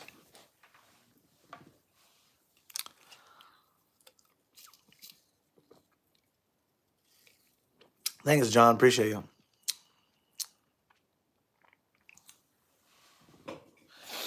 Since you are the people of the Lord your God, never cut yourselves or shave the heads above your foreheads in mourning for the dead. You have been set apart as holy to the Lord your God, and he has chosen you from all the nations of the earth to be his own special treasure. You must not eat and detestable animals that are ceremonially unclean.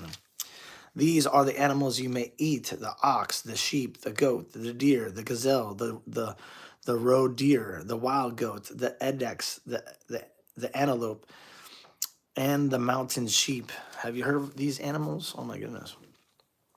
You may eat any animal that has completely split hooves and choose the cud.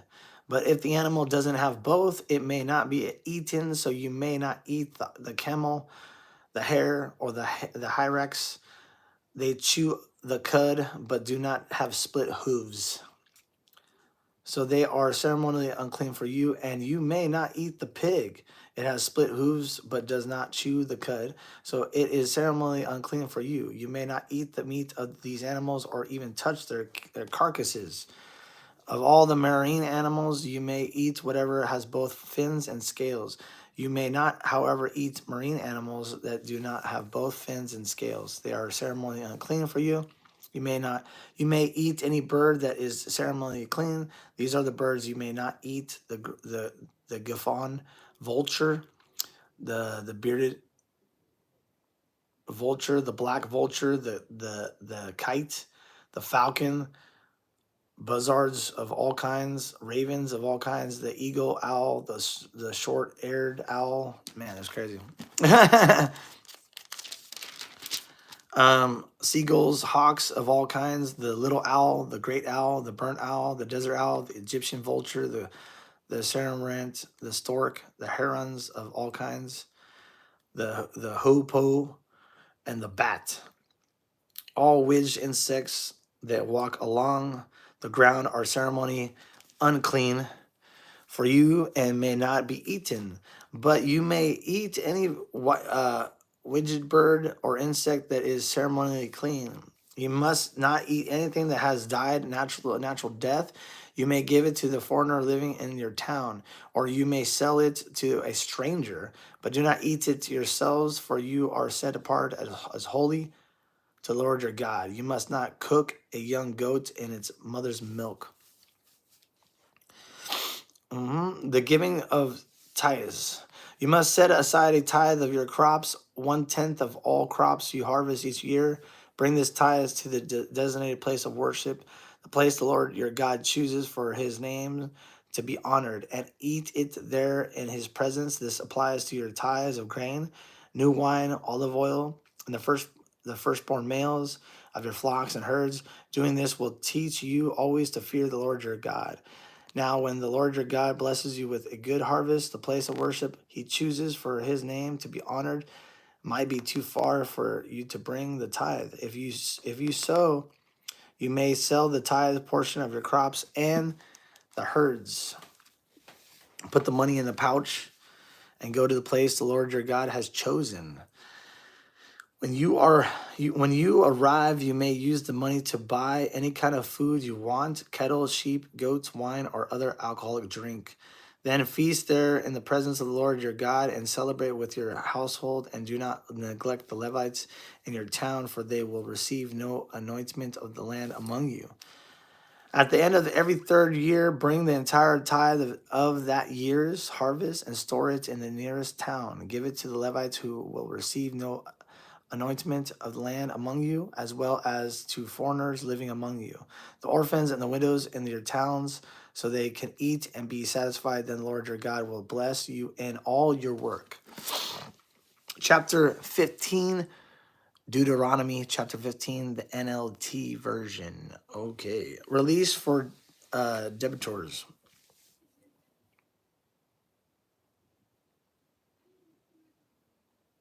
At the end of every servant At the end of every seventh year, you must cancel the debts of everyone who owes you money. This is how it must be done. Everyone must cancel the loans they have made to their fellow Israelites. They must not demand payments from their neighbors or relatives, for the Lord's time of release has arrived. This release from debt, however, applies only to your fellow Israelites, not to foreigners living among you. There should be no poor among you, for the Lord your God will greatly bless you in the land he is giving you as a special possession. You will receive this blessing if you are careful to obey all the commands of the Lord your God that I am giving you. Today, the Lord your God will bless you as he has promised.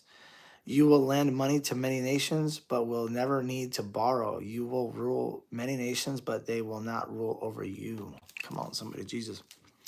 But if there are any poor Israelites in your towns when you arrive in the land the Lord your God is giving you, do not be hardened or tight-fisted toward them. Instead, be generous and lend them whatever they need. Do not be mean-spirited and refuse someone a loan because the year for counseling debts is close at hand. If you refuse to make the loan and the needy person cries out to the Lord, you will be considered guilty of sin.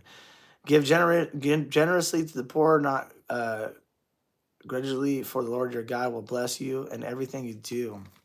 There will always be some in the land who are poor. That is why I am commanding you to share freely with the poor and with other Israelites in need. Come on, Jesus. Release for Hebrew slaves. If a fellow Hebrew sells himself or herself to be your servant and serve you for 6 years, in the seventh year you must set that servant free. When you release a male servant, do not send him away empty-handed. Give him a generous farewell gift from your flock, your threshing floor, and your winepress. Share with him some of the bounty with which the Lord your God has blessed you. Remember that you were once slaves in the land of Egypt, and the Lord your God redeemed you. That is why I am giving you this command. But suppose your servant says, I will not leave you, because he loves you and your family, and he has done well with you. In that case, take an awl and push it through his earlobe into the door. After that, he will be your servant for life. And do the same for your female servants. You must not consider it a hardship when you release your servants. Remember that for 6 years they have given you services worth double the wages of hired workers, and the Lord your God will bless you in all you do. Come on, Jesus. Sacrificing firstborn male animals. Oh my goodness. You must set aside for the Lord your God all the firstborn males from your flocks and herds. Do not use the firstborn of your herds to work your fields, and do not shear the firstborn of your flocks. Instead, you and your family must eat these animals and present of the Lord your God each year at the place he chosen. But if this firstborn animal has defect, such as lameness or blindness, or if anything else is wrong with it, you must not sacrifice it to the Lord your God. Instead, use it for food for your family and your hometown. Anyone, whether ceremonially clean or unclean, may eat it, just as anyone may eat a gazelle or deer. But you must not consume the blood. You must pour it out on the ground like water. Water. Chapter 16, Deuteronomy chapter 16, the NLT version. Come on, somebody, Jesus. Passover and the festival of the unleavened bread. In honor of the Lord your God, celebrate the Passover each year in the early spring in the mouth of Abib. For that was the mouth in which the Lord your God brought you out of Egypt by night. Your Passover sacrifice may be from either the flock or the herd, and it must be sacrificed to the Lord your God at the designated place of worship, the place that he chooses for his name to be honored. Eats it with bread made without yeast. For 7 days, the bread you eat must be made without yeast, as when you escape from Egypt in such hurry. Eat this bread, the bread of suffering, so that as long as you live, you will remember the day you departed from Egypt. Let no yeast be found in any house throughout your land for those 7 days. And when you sacrifice the Passover lamb on the evening of the first day, do not let any of the meat remain until the next morning. You may not sacrifice the Passover in just any of the towns the Lord your God is giving you. You must offer it only at the designated place of worship, the place that the Lord your God chooses for his name to be honored. Sacrifice it there in the evening as the sun goes down on the anniversary of your exodus from Egypt. Roast the lamb and eat it in the place the Lord your God chooses. Then you may go back to your tents the next morning. For the next 6 days you may not eat any bread made with yeast. On the seventh day proclaim another holy day in honor of the Lord your God, and no work may be done on that day. The festival of harvest, count off 7 weeks from when you first begin to cut the grain at the time of harvest. Then celebrate the festival of harvest to honor the Lord your God. Bring him a voluntary offering in proportion to these blessings you have received from him. This is a time to celebrate before the Lord your God at the designated place of worship. He will choose for his name to be honored. Celebrate with your sons and daughters and your male, female servants, the Levites from your town, and the foreigners, orphans, and widows who live among you. Remember that you were once slaves in the Egypt, so be careful to obey all these decrees. The festival of shelters. Come on, Jesus. You must observe the festival of shelters for 7 days at the end of the harvest season. After the grain has been threshed and the grapes have been pressed, the festival will be a happy time of celebrating with your sons and daughters, your male and female servants, and the Levites, foreigners, orphans, and widows from your town. For 7 days you must celebrate this festival to honor the Lord your God at the place he chooses. For it is he who blesses you with bountiful harvest and gives you success in all your work. The festival will be a time of great joy for all. Each year, every man in Israel must celebrate these 3 festivals: the festival of unleavened bread, the festivals of harvest, and festival of shelters. On each of these occasions, all men must appear before the Lord your God at the place he chooses. But they must not appear before the Lord without a gift for him. All must give as they are able, according to the blessings given to them by the Lord your God. Justice for the people. Appoint judges and officials for yourself from each of your tribes and all the towns of the Lord your God is giving you. They must judge the people fairly. You must never twist justice or show partiality. Never accept a bribe, for bribes blind the eyes of the wise and corrupt the decisions of the godly. Let true justice prevail, so you may live and accompany the land that the Lord your God is giving you. You must never set up a wooden Asherim pole besides the altar you build your Lord your God, and never set up sacred pillars for worship, for the Lord your God hates them. Chapter 17, Deuteronomy Chapter 17, the NLT version. The NLT version. Never sacrifice sick or defective cattle, sheep, or goats to the Lord your God, for he detests such gifts. When you begin living in the towns the Lord your God is giving you, a man or woman among you might do evil in sight of the Lord your God and violate the covenant. For instance, they might serve other gods or worship the sun, the moon, or any of the stars, the forces of heaven, which I have strictly forbidden. When you hear about it, investigate the matter thoroughly. If it is true that this detestable thing has been done in Israel, then the man or woman who has committed such an evil act must be taken to the gates of the town and stoned to death. But never put a person to death. Come on, Jesus. On the testimony of only one witness, there must always be 2 or 3 witnesses. The witnesses must throw the first stones, and then all the people may join in. In this way, you will purge the evil from among you. Suppose a case arises in a local court that is too hard for you to decide. For instance, whether someone is guilty of murder or only of manslaughter, or a difficult lawsuit, or in case involving different kinds of assault. Take such legal cases to the place the Lord your God will choose and present them to the Levitical priests or the judge on the duty at that time. They will hear the case and declare the verdict. You must carry out the verdict they announce and the sentence they prescribed. At the place the Lord chooses, you must do exactly what they say after they have interpreted the law and declared their verdict. The sentence they impose must be fully executed. Do not modify it in any way. Anyone arrogant enough to reject the verdict or judge or the priest who represents the Lord your God must die. In this way, you will purge the evil from Israel. Then everyone else will hear about it and be afraid to act so arrogantly. Guidelines for a king.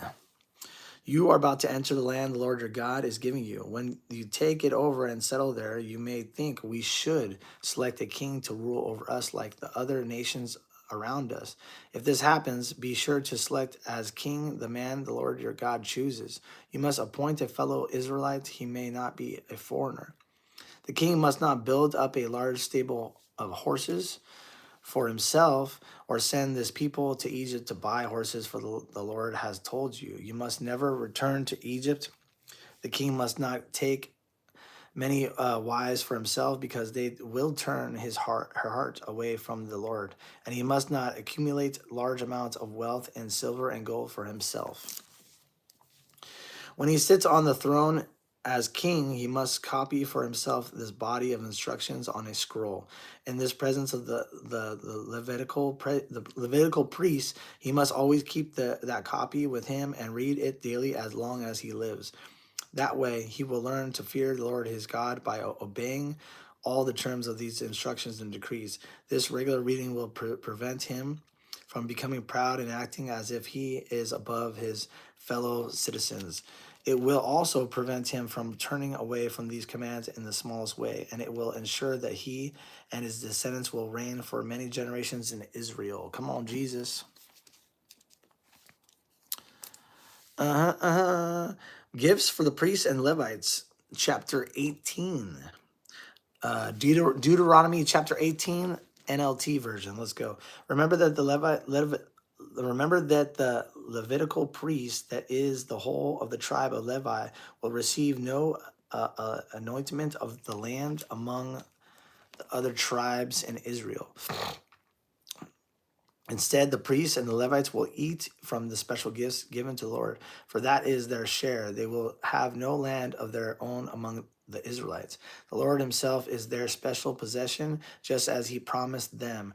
These are the parts the priests may claim as their share from the cattle, sheep, and goats that the people bring as offerings: the shoulder, the cheeks, and the stomach. You must also give to the priest the first share of the grain and new wine of the olive oil and the wool at sharing time. For the Lord your God chose the tribe of Levi out of all your tribes to minister in the Lord's names forever.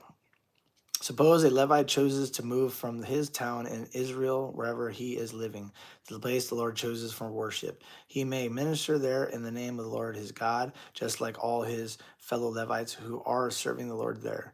He may eat his share of the sacrifices and follow and offerings, even if he also receives support from his family.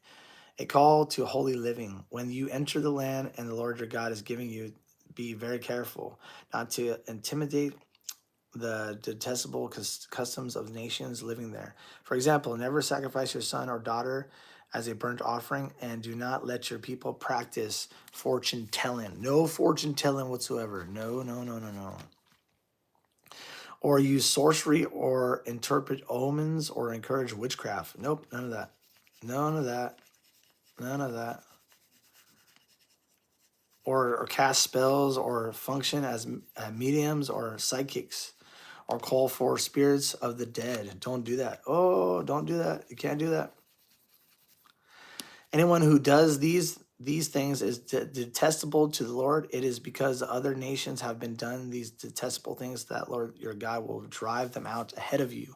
But you must be blameless before the Lord your God. The nations you are about to displace consult sorcerers and fortune tellers, but the Lord your God forbids you to do such thing. Do not do no fortune telling, no psychic readers, no psychic readers, no tarot cards, no Ouija boards, no false gods, no nothing. You don't do any of that stuff. Do not. That is definitely demonic. You're a psychic reader? Well, that's demonic. We break and bind that in Jesus' by name. Only that's demonic.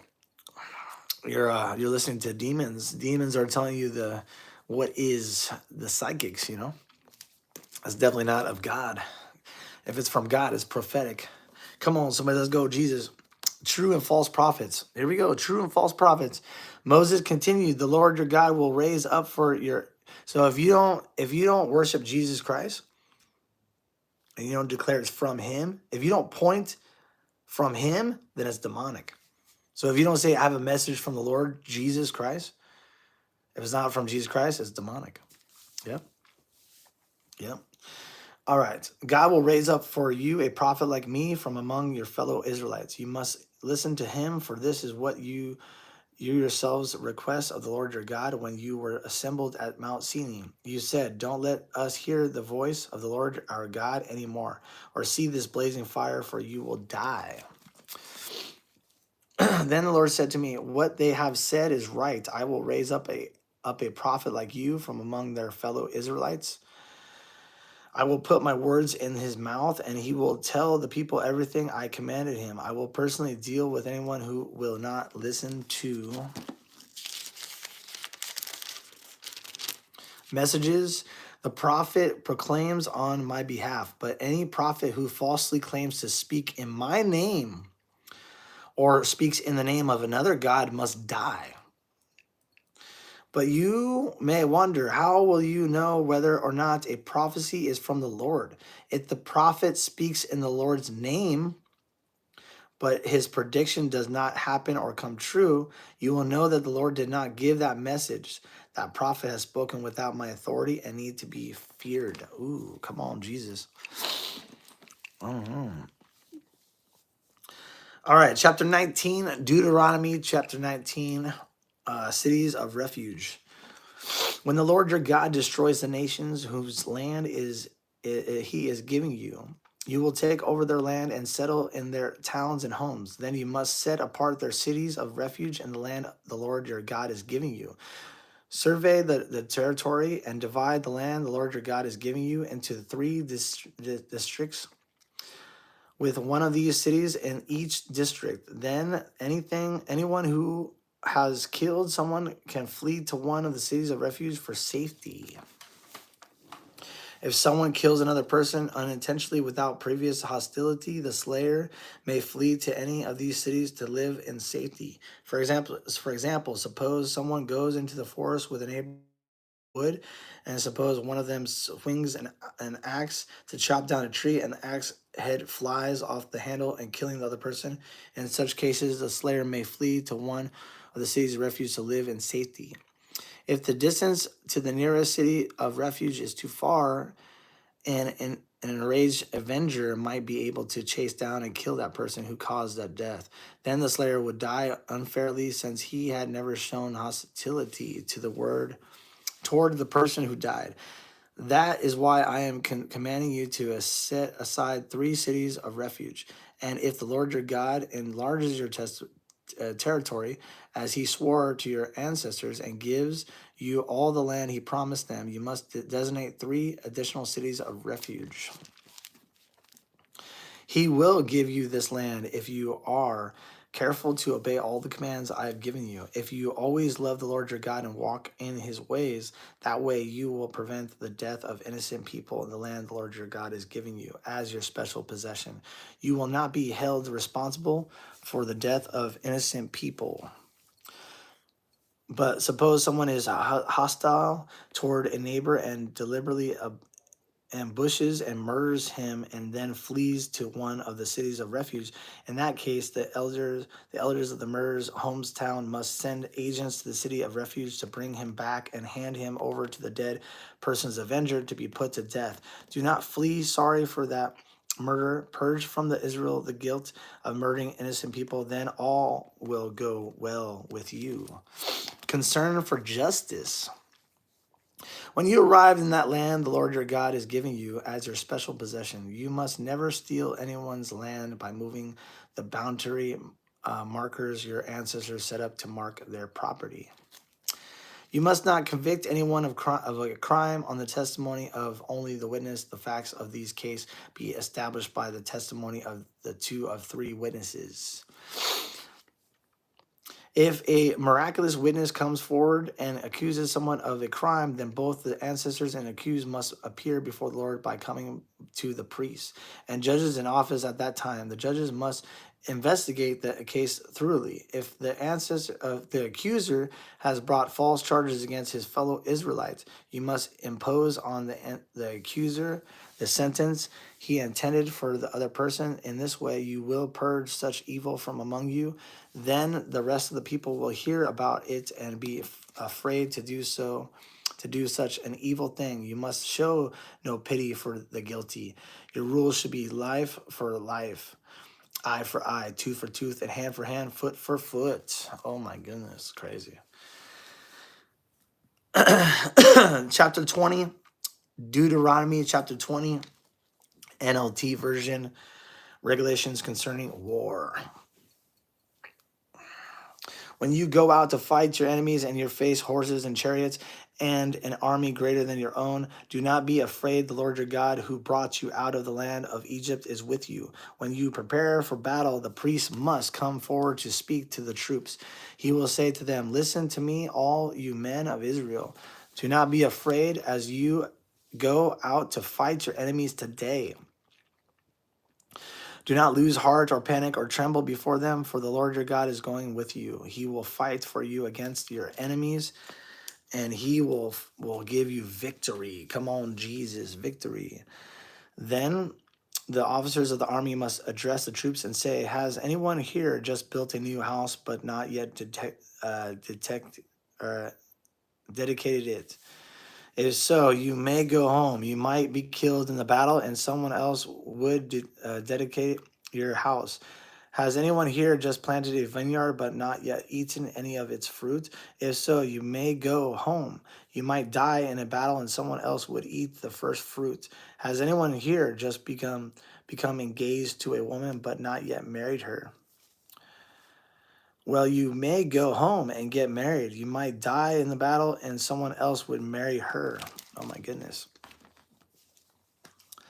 Then the officers will also say, "If anyone here afraid of or worried, if you are, you may go home before you frighten anyone else." When the officers have finished speaking to their troops, they will appoint the unit commanders. As you approach a town to attack it, you must first offer its people's terms for peace If they accept your terms and open the gates to you, then all the people inside will serve you in forced labor. Come on, Jesus, let's go. But if they refuse to make peace and prepare to fight, you must attack the town. When the Lord your God hands the town over to you, use your swords to kill every man in the town.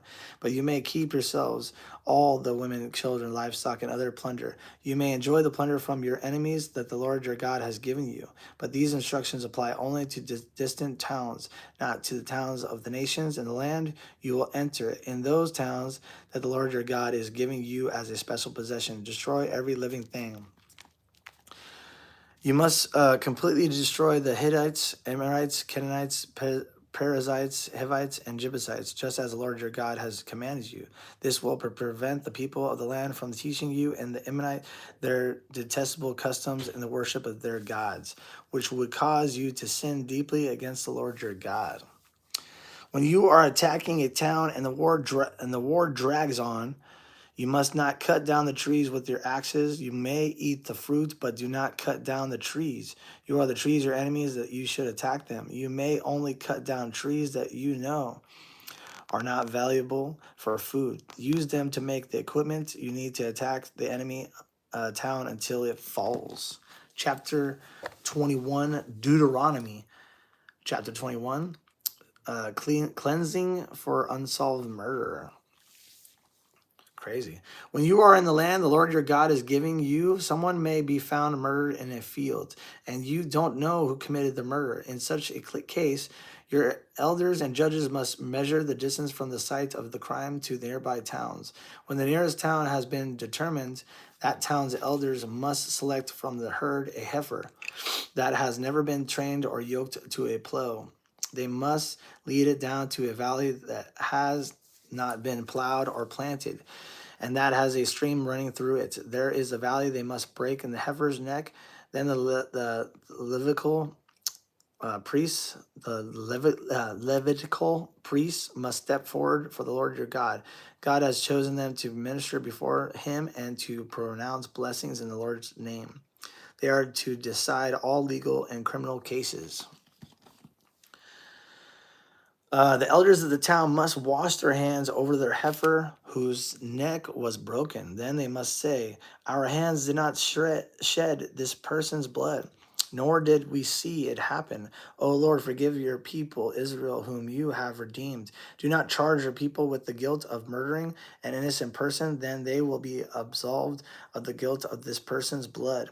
By following these instructions, you will do not what is right in the Lord's sight and will cleanse the guilt of murder from your community." Marriage to a captive woman. Oh my goodness. Suppose you go out to war against your enemies, and the Lord your God hands them over to you, and you take some of them as captives. And suppose you see among the captives a beautiful woman, and you are attracted to her and want to marry her. If this happens, you may take her to your home where she must shave her head, cut her nails, and change the clothes she was wearing when she was captured. She will stay in your home, but let her mourn for her father and mother for a full month. Then you may marry her, and you will be her husband, and she will be your wife. But if you marry her and she does not please you, you must let her go free. You may not sell her or treat her as a slave, for you have humiliated her. Rights on the firstborn. Suppose a man has two wives, but the loved ones and not the other, and both have given him sons. And suppose the firstborn son is the son of the wife he does not love. When the man divides his inheritance, he may not give the larger inheritance to his younger son, the son of his wife he loves. As if he were the firstborn son, he must recognize the rights of his oldest son, the son of the wife he does not love, by giving him a double portion. He is the first son of his father's virility. The rights of the firstborn belong to him. Dealing with a rebellious son. Supposing man has stubborn and rebellious son who will not obey his father or mother, even though they discipline him, in such a case the father and mother must take the son to the elders as they hold court at the town gate. The parents must say to the elders, "This son of ours is stubborn and rebellious and refuses to obey. He is a glutton and a drunkard." Then all the men of his town must stone him to death. In this way you will purge this evil from among you, and all Israel will hear about it and be afraid. Various regulations. If someone has committed a crime worthy of death and is executed and hung on a tree, the body must not remain hanging from the tree overnight. You must bury the body that same day, for anyone who is hung is cursed in the sight of God. In this way, you will prevent the defilement of the land the Lord your God is giving you as your special possession. Come on, Jesus. Chapter 22, Deuteronomy, NLT version. Come on, Jesus. If you see your neighbor's ox or sheep or goat wandering away, don't ignore your responsibility. Take it back to its owner if its owner does not live nearby. Or you don't know who the owner is, take it to your place and keep it until the owner comes looking for it. Then you must return it. Do the same if you find your neighbor's donkey, clothing, or anything else your neighbor loses. Don't ignore your responsibility. If you see that your neighbor's donkey or ox has collapsed on the road, do not look the other way. Go and help your neighbor get it back on its feet. Come on, Jesus. A woman must not put on men's clothing, and a man must not wear women's clothing. Anyone who does this is detestable in the sight of the Lord your God. If you happen to find a bird's nest in a tree or on the ground, and there are young ones or eggs in it, with the mother sitting in the nest, do not take the mother with the young. You may take the young, but let the mother go, so that you may prosper and enjoy a long life. When you build a new house, you must build a railing around the edge of its flat roof. That way, you will not be considered guilty of murder if someone falls from the roof. You must not plant any other crop between the rows of your vineyard. If you do, you are forbidden to use either the grapes from the vineyard or the other crop. You must not plow with an ox and a donkey harnessed together. You must not wear clothing made of wool and linen woven together. You must not put your 4 tassels on the hem of the cloak with which you cover yourself on the front, back, and sides. Regulations for sexual purity. Suppose a man marries a woman, but after sleeping with her, he turns against her and publicly accuses her of shameful conduct, saying, "When I married this woman, I discovered she was not a virgin." Then the woman's father and mother must bring the proof of her virginity to the elders as they hold court as the town gate. Her father must say to them, "I gave my daughter to this man to be his wife, and now he has turned against her. He has accused her of shameful conduct, saying, 'I discovered that your daughter was not a virgin.' But there is a proof of my daughter's virginity." Then they must spread her bed sheets before the elders.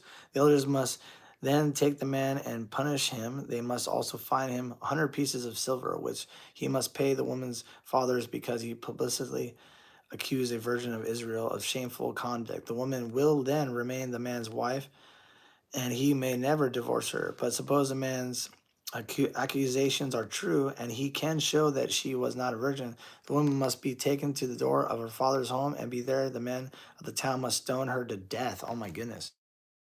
For she has committed a disgraceful crime in Israel by being promiscuous while living in her parents' home. In this way, you will purge this evil from among you.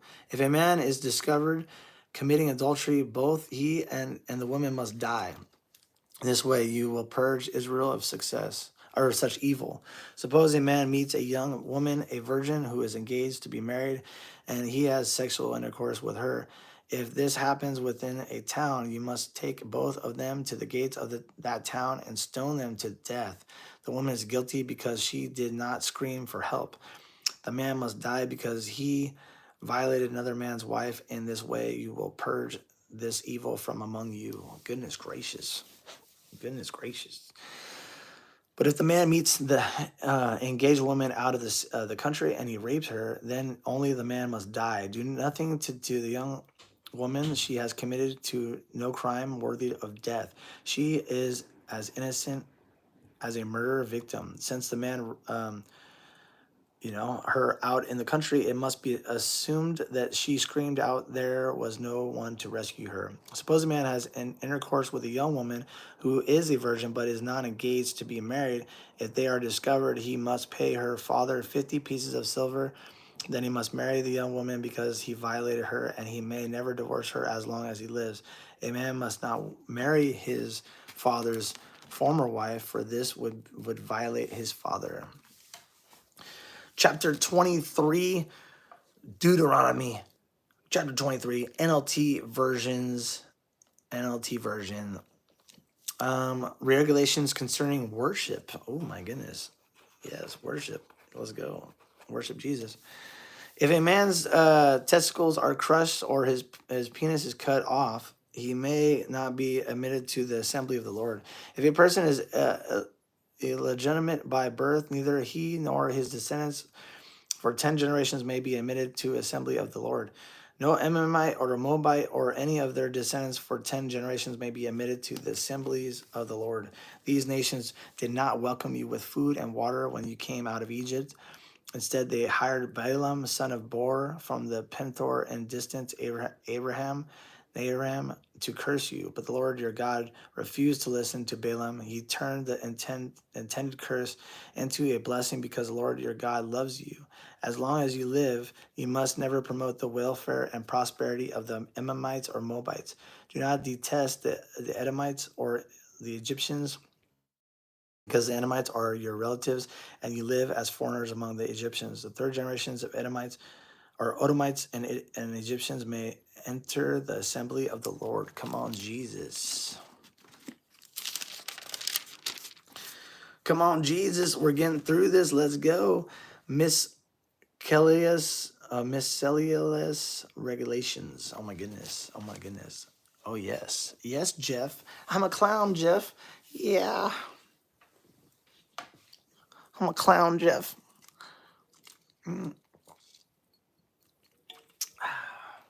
All right, here we go. We're reading Deuteronomy. When you go to war against your enemies, be sure to stay away from anything that is impure.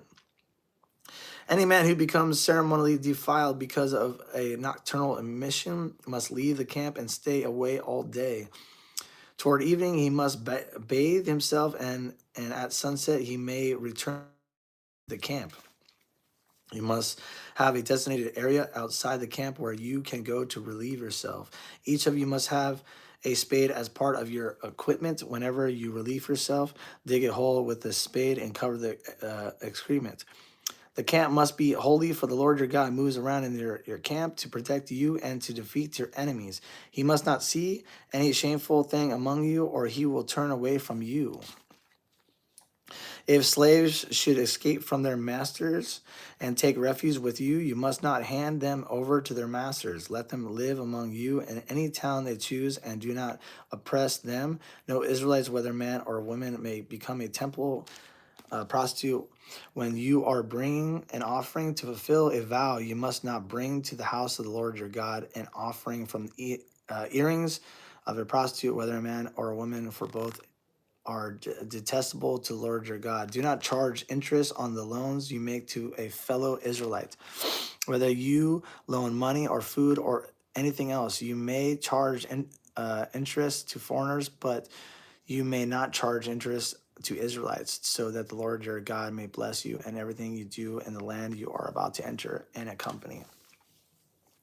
When you make a vow to the Lord your God, be prompt in fulfilling whatever you promise him, for the Lord your God demands that you promptly fulfill all your vows, or you will be guilty of sin. However, it is not a sin to refrain from making a vow, but once you have voluntarily made a vow, be careful to fulfill your promise to the Lord your God. When you enter your neighbor's vineyard, you may eat your fill of grapes, but you must not carry any away in baskets. And when you enter your neighbor's field or grain, you may pluck the heads of grain with your hands. your hand, and you must not harvest it with a sickle. Chapter 24, Deuteronomy chapter 24, the NLT version. Come on, Jesus. Suppose a man marries a woman, but she does not please him. Having discovered something wrong with her, he writes a document of divorce, hands it to her, and sends her away from his house. When she leaves his house, she is free to marry any other man, but if the second husband also turns against her, writes a document of divorce, hands it to her, and sends her away, or if he dies, the first husband may not marry her again, for she has been defiled.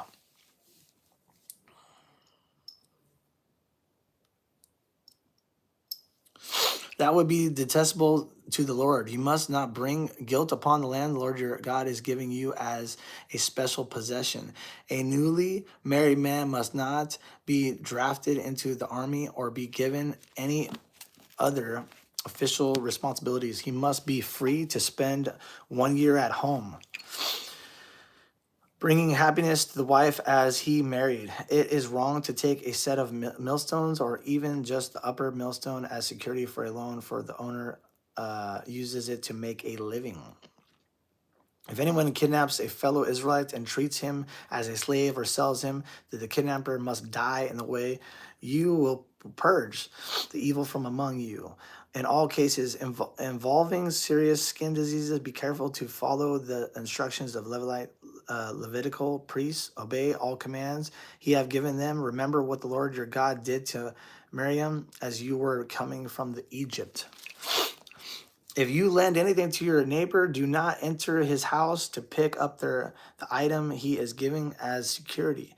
You must wait outside while he goes in and brings it out to you. If your neighbor is poor and gives you his cloak as security for a loan, do not keep the cloak overnight.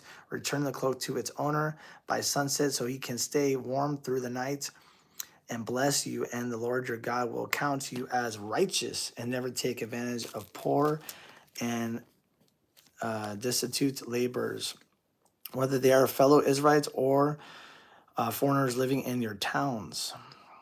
You must pay them their wages each day before sunset because they are poor and are counting on it. If you don't, they might cry out to the Lord against you, and it would be counted against you as sin. Parents must not be put to death for the sins of their children, or nor children for the sins of their parents. Those deserving to die must be put to death for their own crimes. True justice must be given to the foreigners living among you and the orphans, and you must never accept a widow's garment as security for her debt. Always remember that you were slaves in the Egypt, and that the Lord your God redeemed you from your slavery. That is why I have given you these commands. When you are harvesting your crops and forget to bring in a bundle of grain from your field, don't go back to get it. Leave it for the foreigners, orphans, and widows. Then the Lord your God will bless you in all you do. When you beat the olives from your olive trees, don't go over the boss twice. Leave the remaining olives for the foreigners, orphans, and widows. When you gather the grapes in your vineyard, don't clean the vines.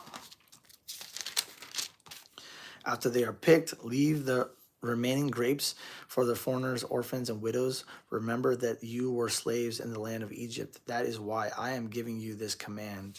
Chapter 25, Deuteronomy chapter 25, the NLT version. Come on, let's go. Yes, let's go. Leviticus, what about, have you ever had sex before marriage? Have you ever lied to somebody? Have you ever hated somebody? Huh? Have you ever cheated on anybody? What? Oh my goodness. Wow. What about love thy neighbor as you love yourself? What about thou shalt not judge thy neighbor? Ooh, what about that? Chapter 25, Deuteronomy, the NLT version. Suppose two people take a dispute to court and the judges declare that one is right and the other is wrong. If the person in the wrong is sentenced to be flogged, the judge must command him to lie down and be beaten in his presence with the number of lashes appropriate to the crime, but never give more than 40 lashes, for then 40 lashes would publicly Humiliate your neighbor. You must not muzzle an ox to keep it from eating as it treads out the grain.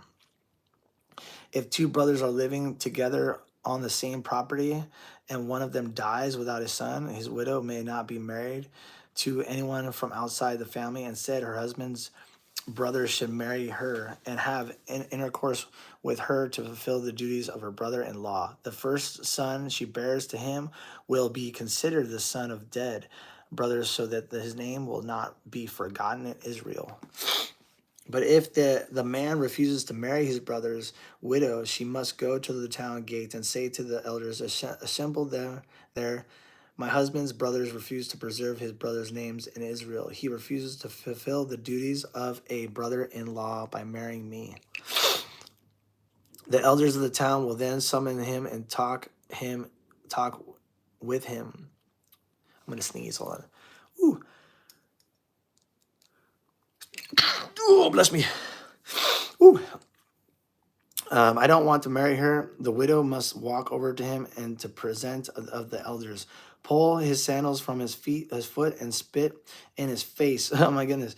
Then she must declare, this is what happens to a man who refuses to provide his brother with his children.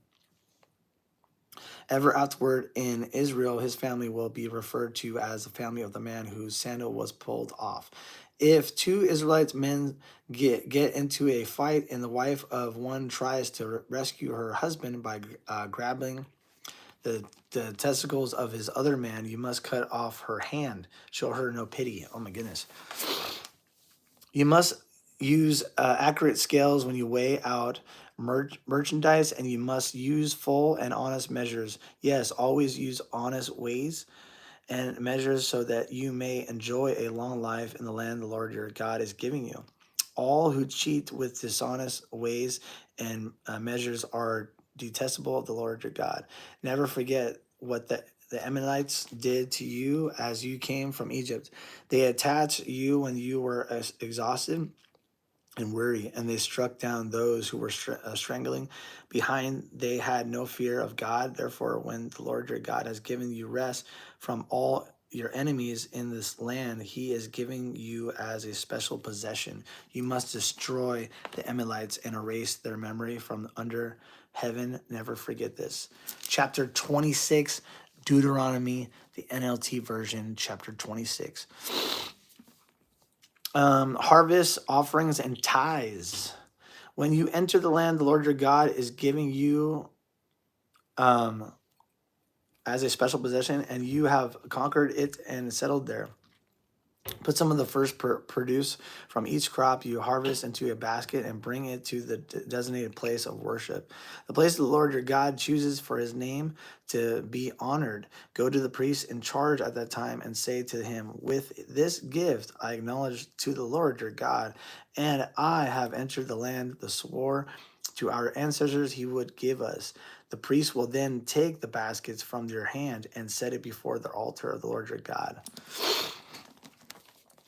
You must then say in the presence of the Lord your God, my ancestor Jacob was a wandering Aramean who went to live as a foreigner in Egypt. His family arrived few in number, but in Egypt they became a large and mighty nation. When the Egyptians oppressed and humiliated us by making us their slaves, we cried out to the Lord, the God of our ancestors. He heard our cries and saw our hardship, toil, and oppression. So the Lord brought us out of Egypt with strong hand and powerful arm, overwhelming terror, and with miraculous signs and wonders. He brought us up to the place and gave us this land and flowing with milk and honey. Come on, Jesus. And now, O Lord, I have brought you the first portion of the harvest you have given me from the ground, the place to produce before the Lord your God, and bowed to the ground in the worship before him. Afterward, you may go and celebrate because of all the good things the Lord your God has given to you and your household. Remember to include the Levites and the foreigners living among you in the celebration. Every third year you must offer a spring tithe of your crops. And this year of the special tithe, you must give your tithes to the Levites, foreigners, orphans, and the widows, so that they will have enough to eat in your towns. Then you must declare in the presence of the Lord your God, I have taken this sacred gift from my house and have given it to the Levites, foreigners, orphans, and the widows, just as you commanded me. I have not violated or forgotten any of your commands. I have not eaten any of it while in mourning. I have not handled in while was ceremonially unclean, and I have not offered any of it to the dead. I have obeyed the Lord my God and have done everything you commanded me. Now look down from your holy dwelling place in heaven and bless your people Israel and the land you swore to your ancestors to give us, a land flowing with milk and honey. Come on, Jesus. A call to obey the Lord's commands. Now, you can't, I don't need a moderator because there's be 500 people on here. You can't stop 500 people from talking. Watch the numbers. They'll just go up. Sometimes it'll be 1,000 people. What are you gonna do? I think the most moderators we can have are like 10, maybe 20. I'm not sure, but just let it go. Whatever. Today, the Lord your God has commanded you to obey all these decrees and regulations, so be careful to obey them wholeheartedly. You have declared today that the Lord is your God, and you have promised to walk in his ways and to obey his decrees, commands, and regulations, and to do everything he tells you. The Lord has declared today that you are his people, his own special treasure, just as he promised, and that you must obey all his commands. And if you do, he will set you high above all the other nations he has made. Then you will receive praise, honor, and renewal, or reon. You will be an nation that is holy, the Lord your God, just as he promised. Yes. Chapter 27, Deuteronomy. Chapter 27, the NLT version. Plus, if we block all these people, it won't go in the Safari algorithm, and it won't go to more people, because the more people comment, the more it shares and the more it sends out. See, there's 500 people right now, so it just goes out. People come in, they say some stuff, and they leave, but it continually goes to the algorithm. So if people are commenting bad stuff, it's helping me. It's helping me go to the masses. Yeah, it really is. It's helping me. Yeah. Chapter 27, Deuteronomy. So thank you for all your comments. I appreciate you. Then Moses, the altar on Mount Abel. Then Moses and the leaders of Israel gave this charge to the people: obey all these commandments, or all these commands that I am giving you today. When you cross the Jordan River and enter the land that the Lord your God is giving you, set up some large stones and coat them with plaster. Write this whole body of instructions on them when you cross the river to enter the land the Lord your God is giving you, a land flowing with milk and honey, just as the Lord, the God of your ancestors, promised you. When you cross the Jordan, set up these stones at Mount Abel and coat them with plaster, as I am commanding you today. Then build an altar there to the Lord your God using natural uncut stones. You must not shape the stones with an iron tool. Build the altar of uncut stones and use it to offer burnt offerings to the Lord your God. Also sacrifice peace offerings on it and celebrate by feasting there before the Lord your God. You must clearly write all these instructions on the stones coated with plaster. Then Moses and the Levitical priests address all the Israel as follows. Israel, be quiet and listen. Today you have become the people of the Lord your God, so you must obey the Lord your God by keeping all the commands and decrees I am giving you today. Man, I gotta take my what is it called? What is it? Sinus, like allergy. The allergy medicine. That's what I gotta take. Hold on a second. Allergies.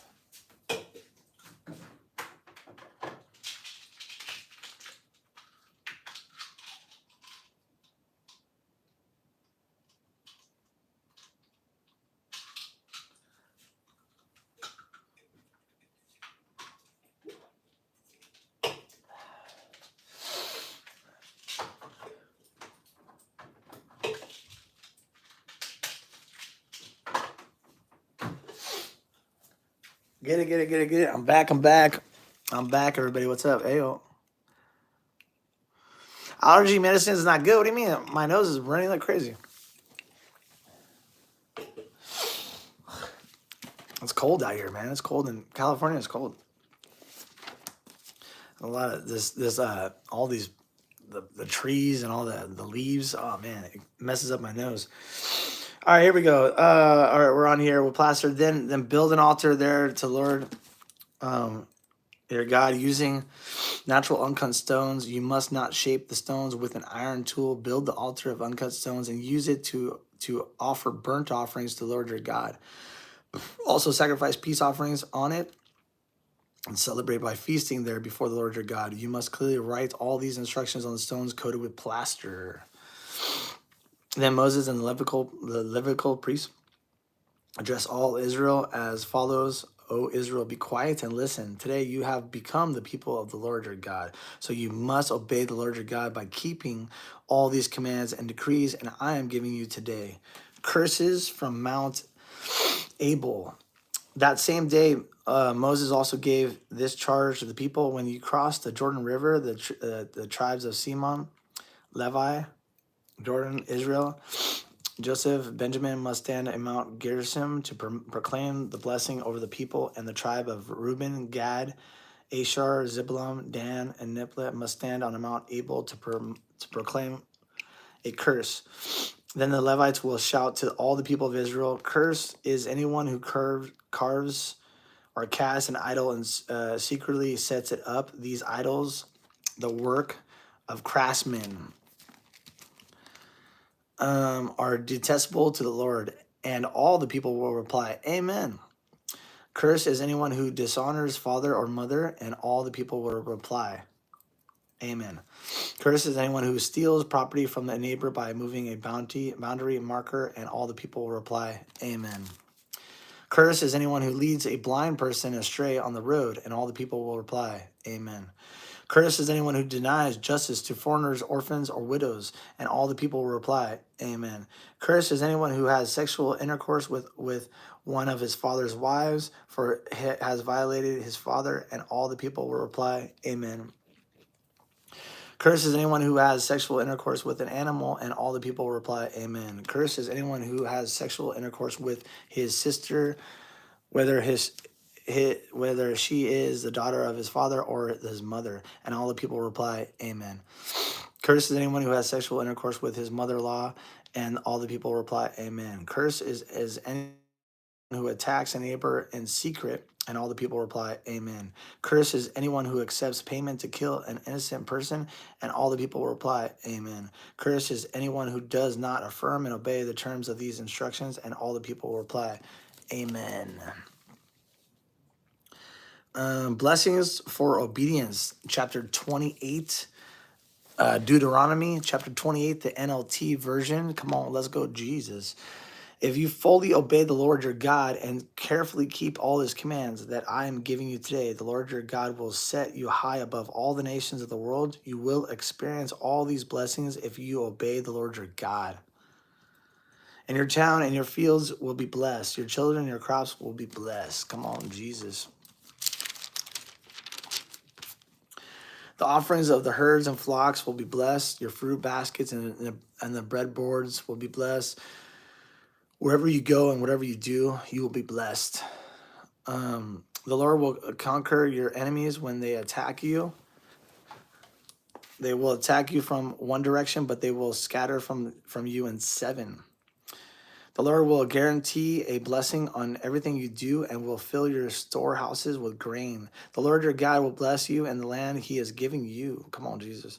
If you obey the commands of the Lord your God and walk in his ways, the Lord will establish you as his holy people, as he swore he would do.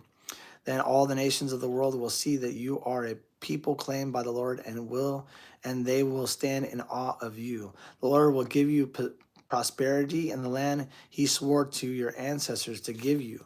Blessings with you, with many children, numerous livestock, and abundant crops. The Lord will send rain at the proper time from in which treasury in the heavens, and will bless all the work you do. Come on, Jesus. You will lend to the many nations, but you will never need to borrow from them. If you listen to these commands of the Lord your God that I am giving you today, and if you carefully obey them, the Lord will make you a head and not the tail, and you will always be on top and never at the bottom. You must not turn away from any of the commands I am giving you today, nor follow after other gods and worship them. Curses for disobedience. But if you refuse to listen to the Lord your God and do not obey all the commands and decrees I am giving you, all these curses will come and overwhelm you. Your towns and your fields will be cursed. Your fruit baskets and breadboards will be cursed. Your children and your crops will be cursed. The offsprings of your herds and flocks will be cursed. Wherever you go and whatever you do, you will be cursed. Come on, Jesus. The Lord himself will send on you curses, confusion, and frustration in everything you do until at last you are completely destroyed for doing evil and abandoning me. The Lord will afflict you with disease until none of you are left in the land you are about to enter and accompany. The Lord will strike you with wasting diseases, fever, and inflammation, with scorching heat and drought, and will blind and mildew. These disasters will pursue you until you die.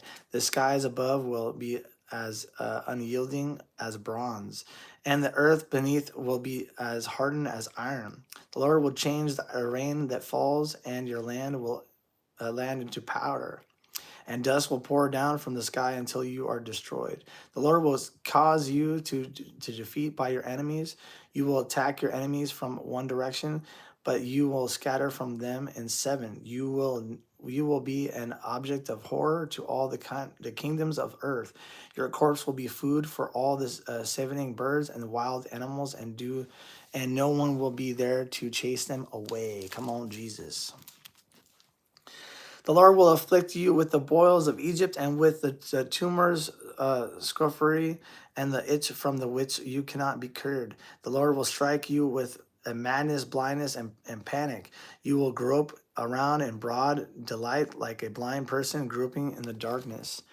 But you will not find your way. You will be oppressed and robbed continually, and no one will come to save you.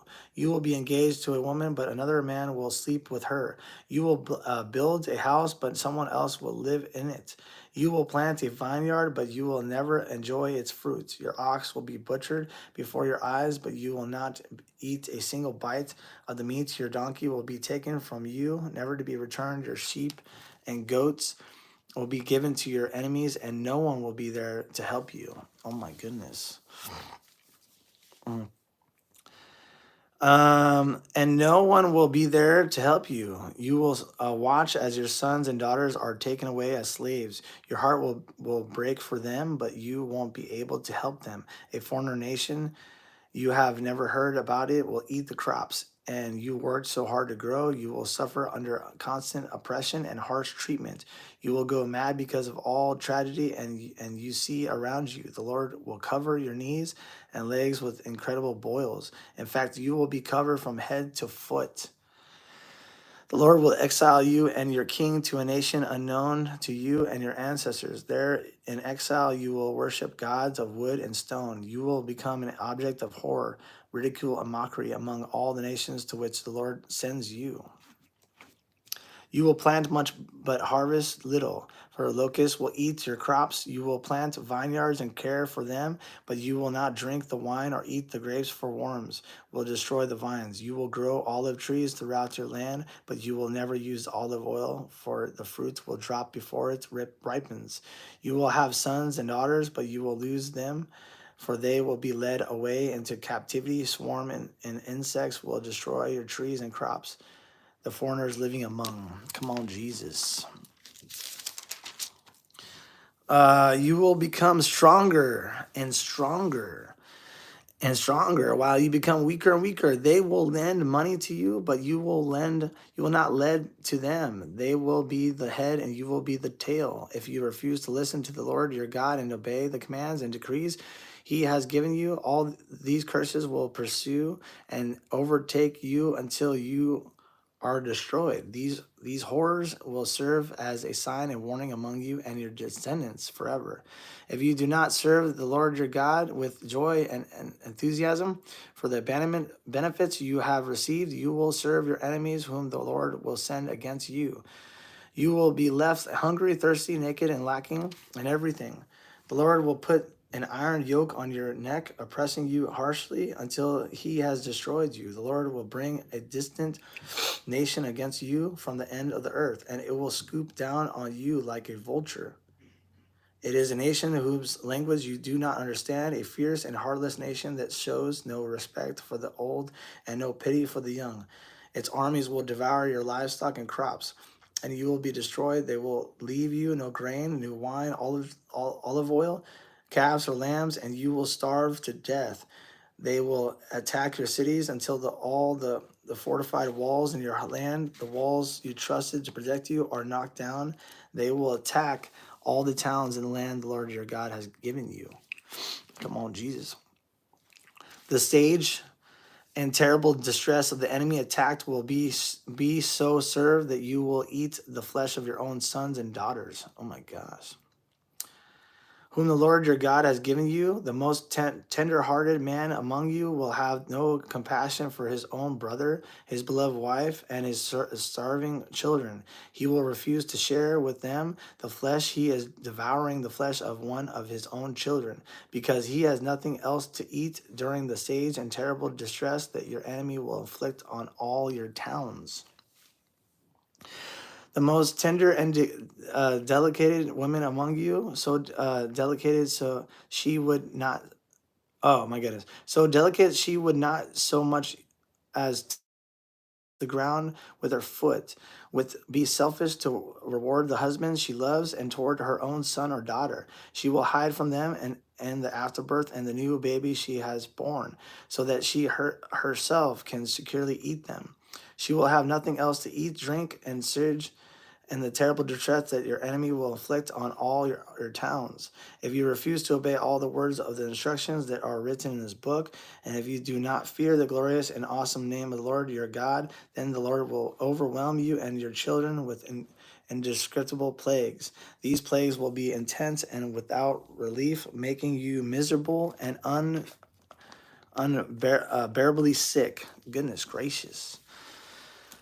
Goodness gracious. Oh my goodness. He will afflict you with all the diseases of Egypt that you feared so much, and you will have no relief. The Lord will afflict you with every sickness and plague there is, even those not mentioned in this book of instructions, until you are destroyed. Though you become as numerous as the stars in the sky, few of you will be left because you would not listen to the Lord your God.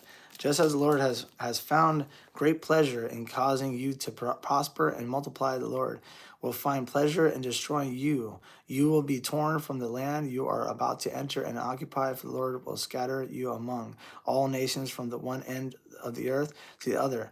There you will worship foreign gods that neither you nor your ancestors have known, gods made of wood and stone. There among those nations you will find no peace or place to rest, and the Lord will cause your heart to tremble, your eyesight to fail, and your soul to despair. Your life will consistently hang in balance. You will live night and day in fear. Assure if you will survive in the morning, you will say, if only it were night, and in the evening you will say, if only it were morning, for you will be terrified by the awful horrors you see around you. Then the Lord will send you back to Egypt in ships and to destination I promise you would never see again. There you will offer to sell yourself to your enemies as slaves, but no one will buy you. Oh my goodness. Chapter 29, Deuteronomy chapter 29 in the NLT version. Oh my goodness. The NLT version. Oh yes. Come on, Jesus. These are the terms of the covenant the Lord commands Moses to make with the Israelites while they were in the land of Moab. In addition to the covenant he had made with them at Mount Sinai, Moses reviews the covenant. Moses summoned all the Israelites and said to them, you have seen him your own eyes, everything the Lord did in the land of Egypt to Pharaoh and to all his servants and to to his whole country all the great tests of strength, the miraculous signs, and amazing wonders. But to this day, the Lord has not given you minds that understand, nor eyes that see, nor ears that hear. For 40 years I led you through the wilderness, yet your clothes and sandals did not wear out. You ate no bread and drank no wine or other alcoholic drink, but he provided for you so you would know that he is Lord your God. When we came here, King Sivin and Heshbon and King Og of Bashan came out to fight against us, but he defeated them. We took their land and gave it to the tribes of Reuben and Gad. To the half tribe of Mesha as their grant of land, therefore obey the terms of this covenant so that you will prosper in everything you do. Come on, somebody. All of you, tribal leaders, elders of officers, all the men of Israel, all standing today in the presence of the Lord your God, your little ones and your wives are with you, as well as the foreigners living among you, who chop your wood and carry your water. You are standing here today to enter into the covenant of the Lord your God. The Lord is making this covenant, including the curses. By entering into the covenant today, he will establish you as his people and confirm that he is your God, just as he promised you and as he swore to your ancestors, Abraham, Isaac, and Jacob. But you are not the only ones with whom I am making his covenant with its curses. I am making this covenant both with you who stand here today in the presence of the Lord your God, and also with the future generations who are not standing here today. You remember how we lived in the land of Egypt and how we traveled through the land of enemies, nations as we left. You have seen their detestable practices and their idols made of wood, stone, silver, and gold. I am making this covenant with you so that no one among you, no man, woman, clan, or tribe will turn away from the Lord our God or worship these gods.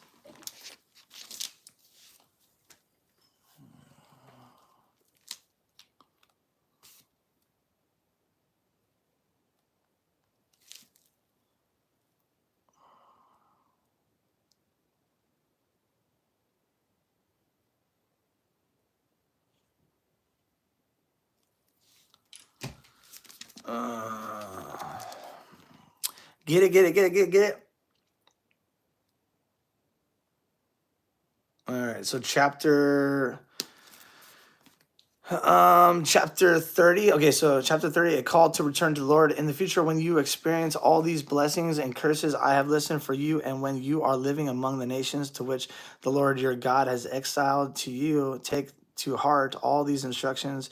If you at that time, you and your children return to the Lord your God, and if you obey with all your heart and all your soul all the commands I have given you today, then the Lord your God will restore your fortunes. He will have mercy on you and gather you back from all the nations where he has scattered you. Evening through you are banished to the ends of the earth. The Lord your God will gather you from there and bring you back again.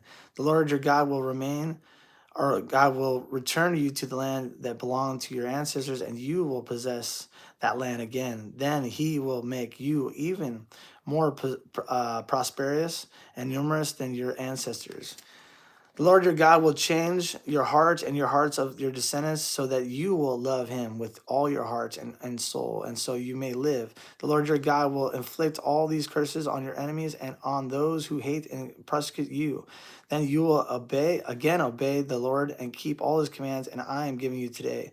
The Lord your God will then make you successful in everything you do.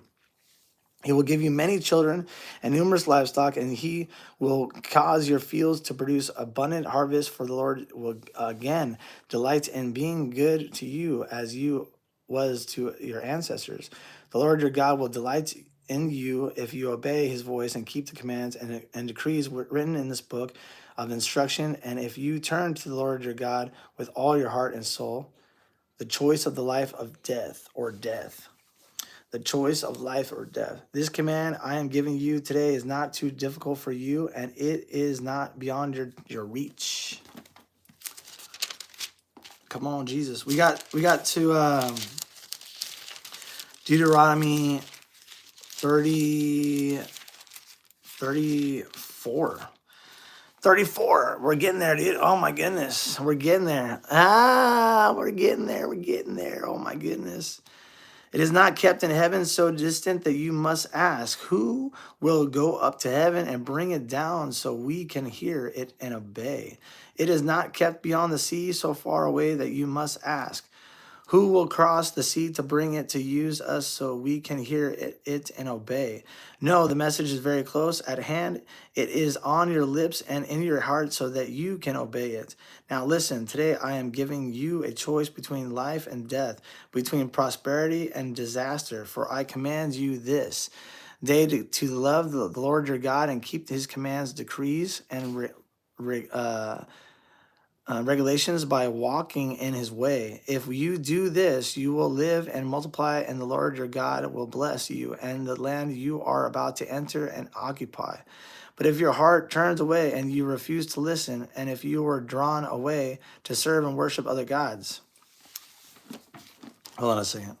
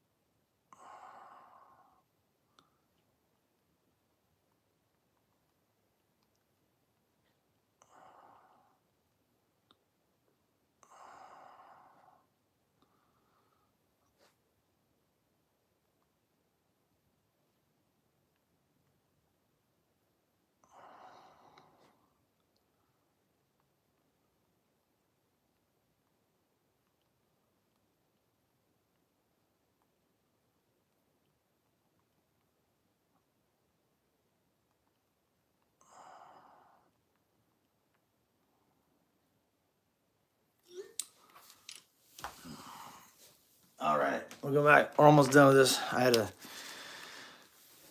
All right, here we go. But if your heart turns away and you refuse to listen, and if you are drawn away to serve and worship other gods, then I warn you now that you will certainly be destroyed. You will not live a long, good life in the land you are crossing the Jordan to occupy. Today, I have given you the choice between life and death and between blessings and curses. Now I call on heaven and earth to witness the choice you make. Oh, that you would choose life so that you and your descendants might live. You can make this choice by loving the Lord your God, obeying him, and committing yourself firmly to him. This is the key to your life. And if you love and obey the Lord, you will live long in the land the Lord swore to give your ancestors, Abraham, Isaac, and Jacob. Come on, Jesus. Chapter 31, Deuteronomy chapter 31. In the NLT version, Joshua becomes Israel's leader. When Moses had finished giving these instructions to all the people of Israel, he said, I am now 120 years old and I am no longer able to lead you. The Lord has told me, you will not cross the Jordan River, but the Lord your God himself will cross over ahead of you.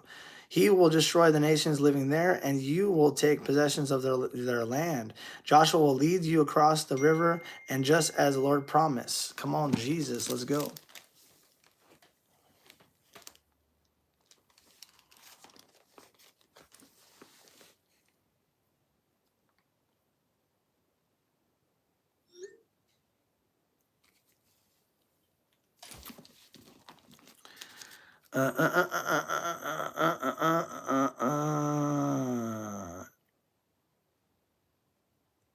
Today I've given you the choice between life and death. All right, so we're chapter 31. Where are we at? The land. Joshua will lead you across the river just as the Lord promised. The Lord will destroy the nations living in the land, just as he destroys Shinon and Og, the kings of Amorites. The Lord will hand over to you the people who live there, and you must deal with them as I commanded you. So be strong and courageous. Do not be afraid and do not panic before them. For the Lord your God will personally go ahead of you. He will neither fail you nor abandon you. Come on, Jesus, let's go. Then Moses called for Joshua, and as all Israel watched, he said to him, be strong and courageous, for you will lead these people into the land the Lord swore For the ancestors he will give them. You are the one who will divide it among them as their grants of land. Do not be afraid or discouraged, for the land the Lord will personally go ahead of you. He will be with you. He will neither fail you nor abandon you. Look at that. Come on. He says it right there. Go ahead of you. He will be with you. He'll never fail or abandon you. Come on, Jesus. He'll never leave you. Come on, let's go. Publicly reading of the book of instructions. So Moses wrote this entire body of instruction in a book and gave it to the priests who carried the ark of the Lord's covenant and to the elders of Israel. Then Moses gave them this command. At the end of every seventh year, the year of release during the festival of shelters, you must read this book of instructions to all the people of Israel when they assemble before the Lord your God at the place he chooses. Call them all together, men, women, children, and the foreigners living in your towns, so they may hear this book of instructions and learn to fear the Lord your God and carefully obey all terms of these instructions. Do this so that your children who have not known these instructions will hear them and will learn to fear the Lord your God. Do this as long as you live and the land you are crossing the Jordan to accompany. Come on, Jesus. Let's go. Come on, Jesus. Israel's disobedience predicted. Then the Lord said to Moses, the time has come for you to die. Call Joshua and present yourselves at the tabernacle so that I may commission him there. So Moses and Joshua went and presented themselves at the tabernacle, and the Lord appeared to them in a pillar of cloud that stood at the entrance of the sacred tent. The Lord said to Moses, you are about to die and join your ancestors. After you are gone, these people will begin to worship foreign gods, the gods of the land there where they are going. They will abandon me and break my covenant that I have made with them. Then my anger will blaze forth against them. I will abandon them, hiding my face from them, and they will be devoured. Terrible trouble will come down on them, and on that day they will say, these disasters have come down on us because God is no longer among us. At that time, I will hide my face from them on account of all the evil they commit by worshiping other gods. So write down the words of this song and teach it to the people of Israel. Come on, Jesus. Come on, Jesus. Yes. Where is that? Where is that? So the man instructions, carefully obey all the terms and instructions. Do this so that your children have known the instructions. All right. Israel's disobedience predicted. The Lord said to Moses, the time has come for you to die. Call Joshua and present yourselves to the tabernacle so that I may commission him there. So Moses joined Joshua and presented themselves at the tabernacle, and the Lord appeared to them in a pillar of cloud and stood at the entrance to the sacred tent. The Lord said to Moses, you are about to die and join your ancestors. After you are gone, these people will begin to worship foreign gods, the God of the land where they are going. They will abandon me and break my covenant that I have made with them. Then my anger will blaze forth again against them. I will abandon them, hiding my face from them, and they will be devoured. Terrible trouble will come down on them, and then the day will pass. These disasters have come down on us because God is no longer among us. At that time, I will hide my face from them, account of all the evil they committed by worshiping other gods. So write down the words of this song and teach it to the people of Israel. Help them learn it so it may serve as a witness for me against them. For I will bring them into the land I swear to give them ancestors. A land flowing with milk and honey. There they will become prosperous, eat all the food they want, and become fat. But they will begin to worship other gods. They will despise me and break my covenant. And when great disasters come down on them, this song will stand as evidence against them. For it will never be forgotten by their descendants. Come on, Jesus. I'm reading the Holy Bible. Let's go. Let's go. Holy fire. Holy fire. I know that the intentions of these people, even now before they have entered the land I swore to give them, so that for very day Moses wrote down to the words of the song and taught it to the Israelites. And the Lord commissioned Joshua, son of Nun, with these words, be strong and courageous, for you must bring the people of Israel into the land I swore to give them. I will be with you. When Moses had finished writing this entire body of the instructions in a book, he gave this command to the Levites who carried the ark of the Lord's covenant. Take this book of instructions and place it beside the ark of the covenant of the Lord your God, so it may remain there as a witness against the people of Israel. For I know how rebellious and stubborn you are. Even now, while I am still alive and am here with you, you have rebelled against the Lord. How much more rebellious will you be after my death? Come on, Jesus. Now summon all the elders and officials of your tribes so that I can speak to them directly and call heaven and earth to witness against them. I know that after my death, you will become utterly corrupted and will turn from the way I have commanded you to follow. In the days to come, disasters will come down on you, for you will do what is evil in the Lord's sight, making him very angry with your actions. The Song of Moses. So Moses recited this entire song publicly to the assembly of Israel. Chapter 32, Deuteronomy chapter 32, NLT version. Let's go.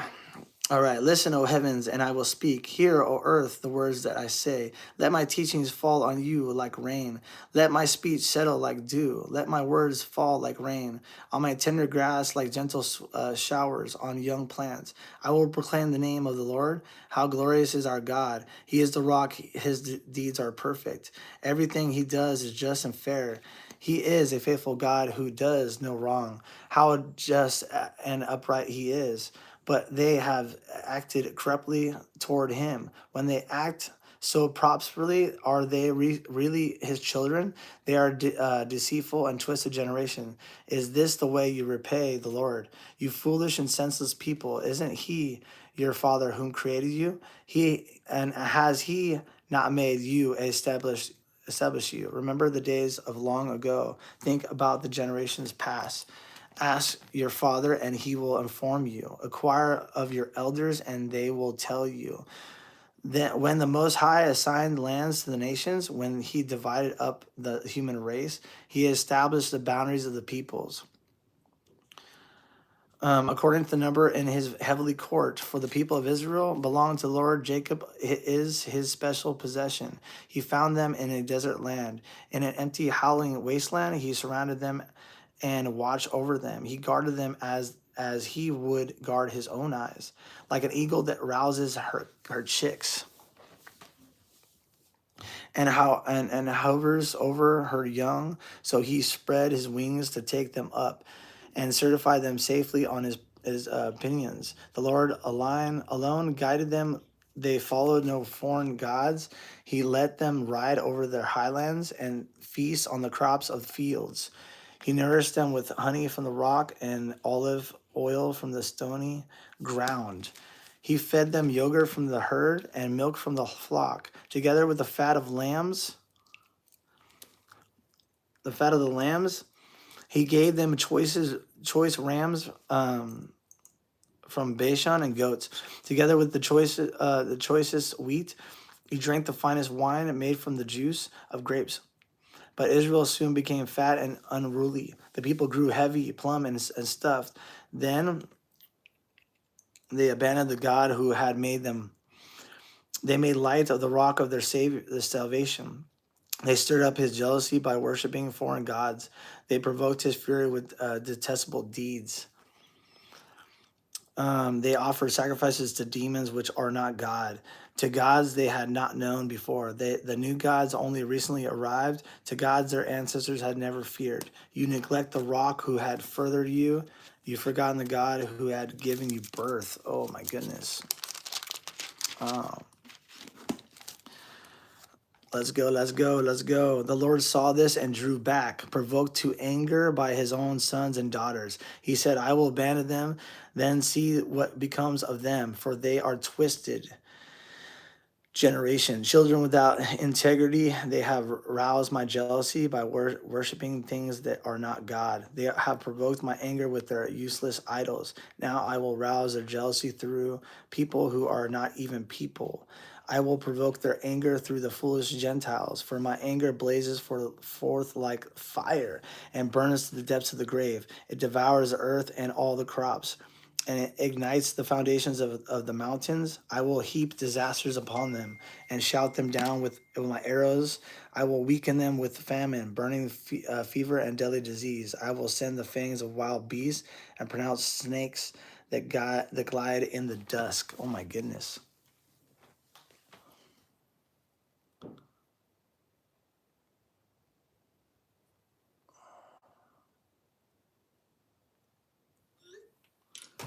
Come on, Jesus. Let's go, Jesus. Let's go, Jesus. Outside the sword will bring death, and inside terror will strike both young men and women, both infants and the aged. I will have annihilated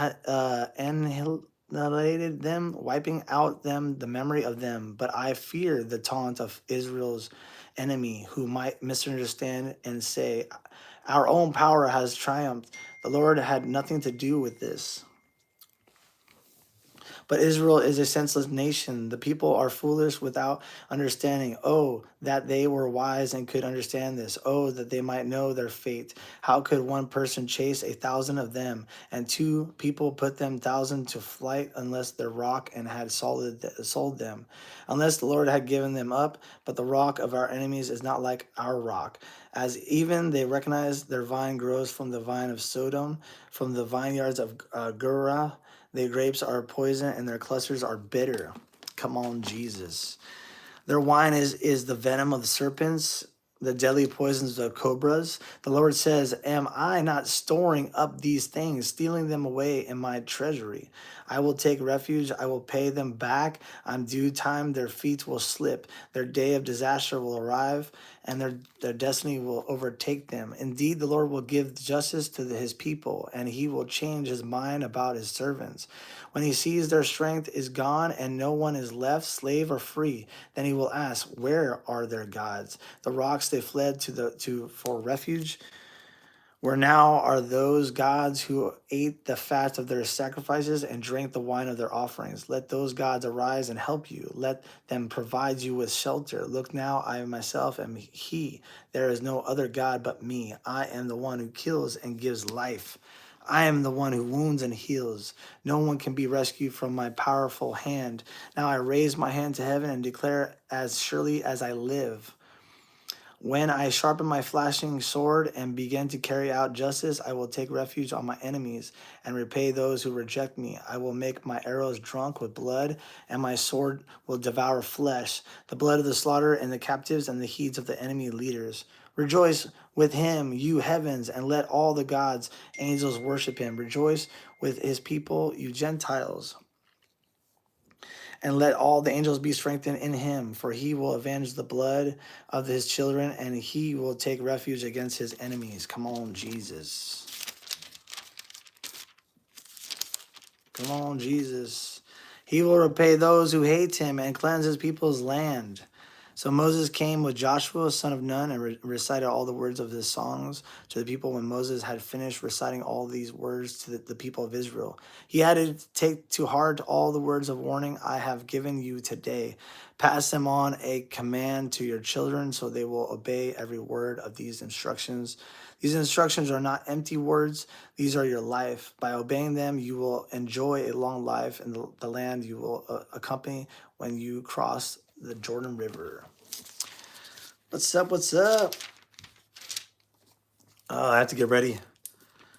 I have to get ready, guys.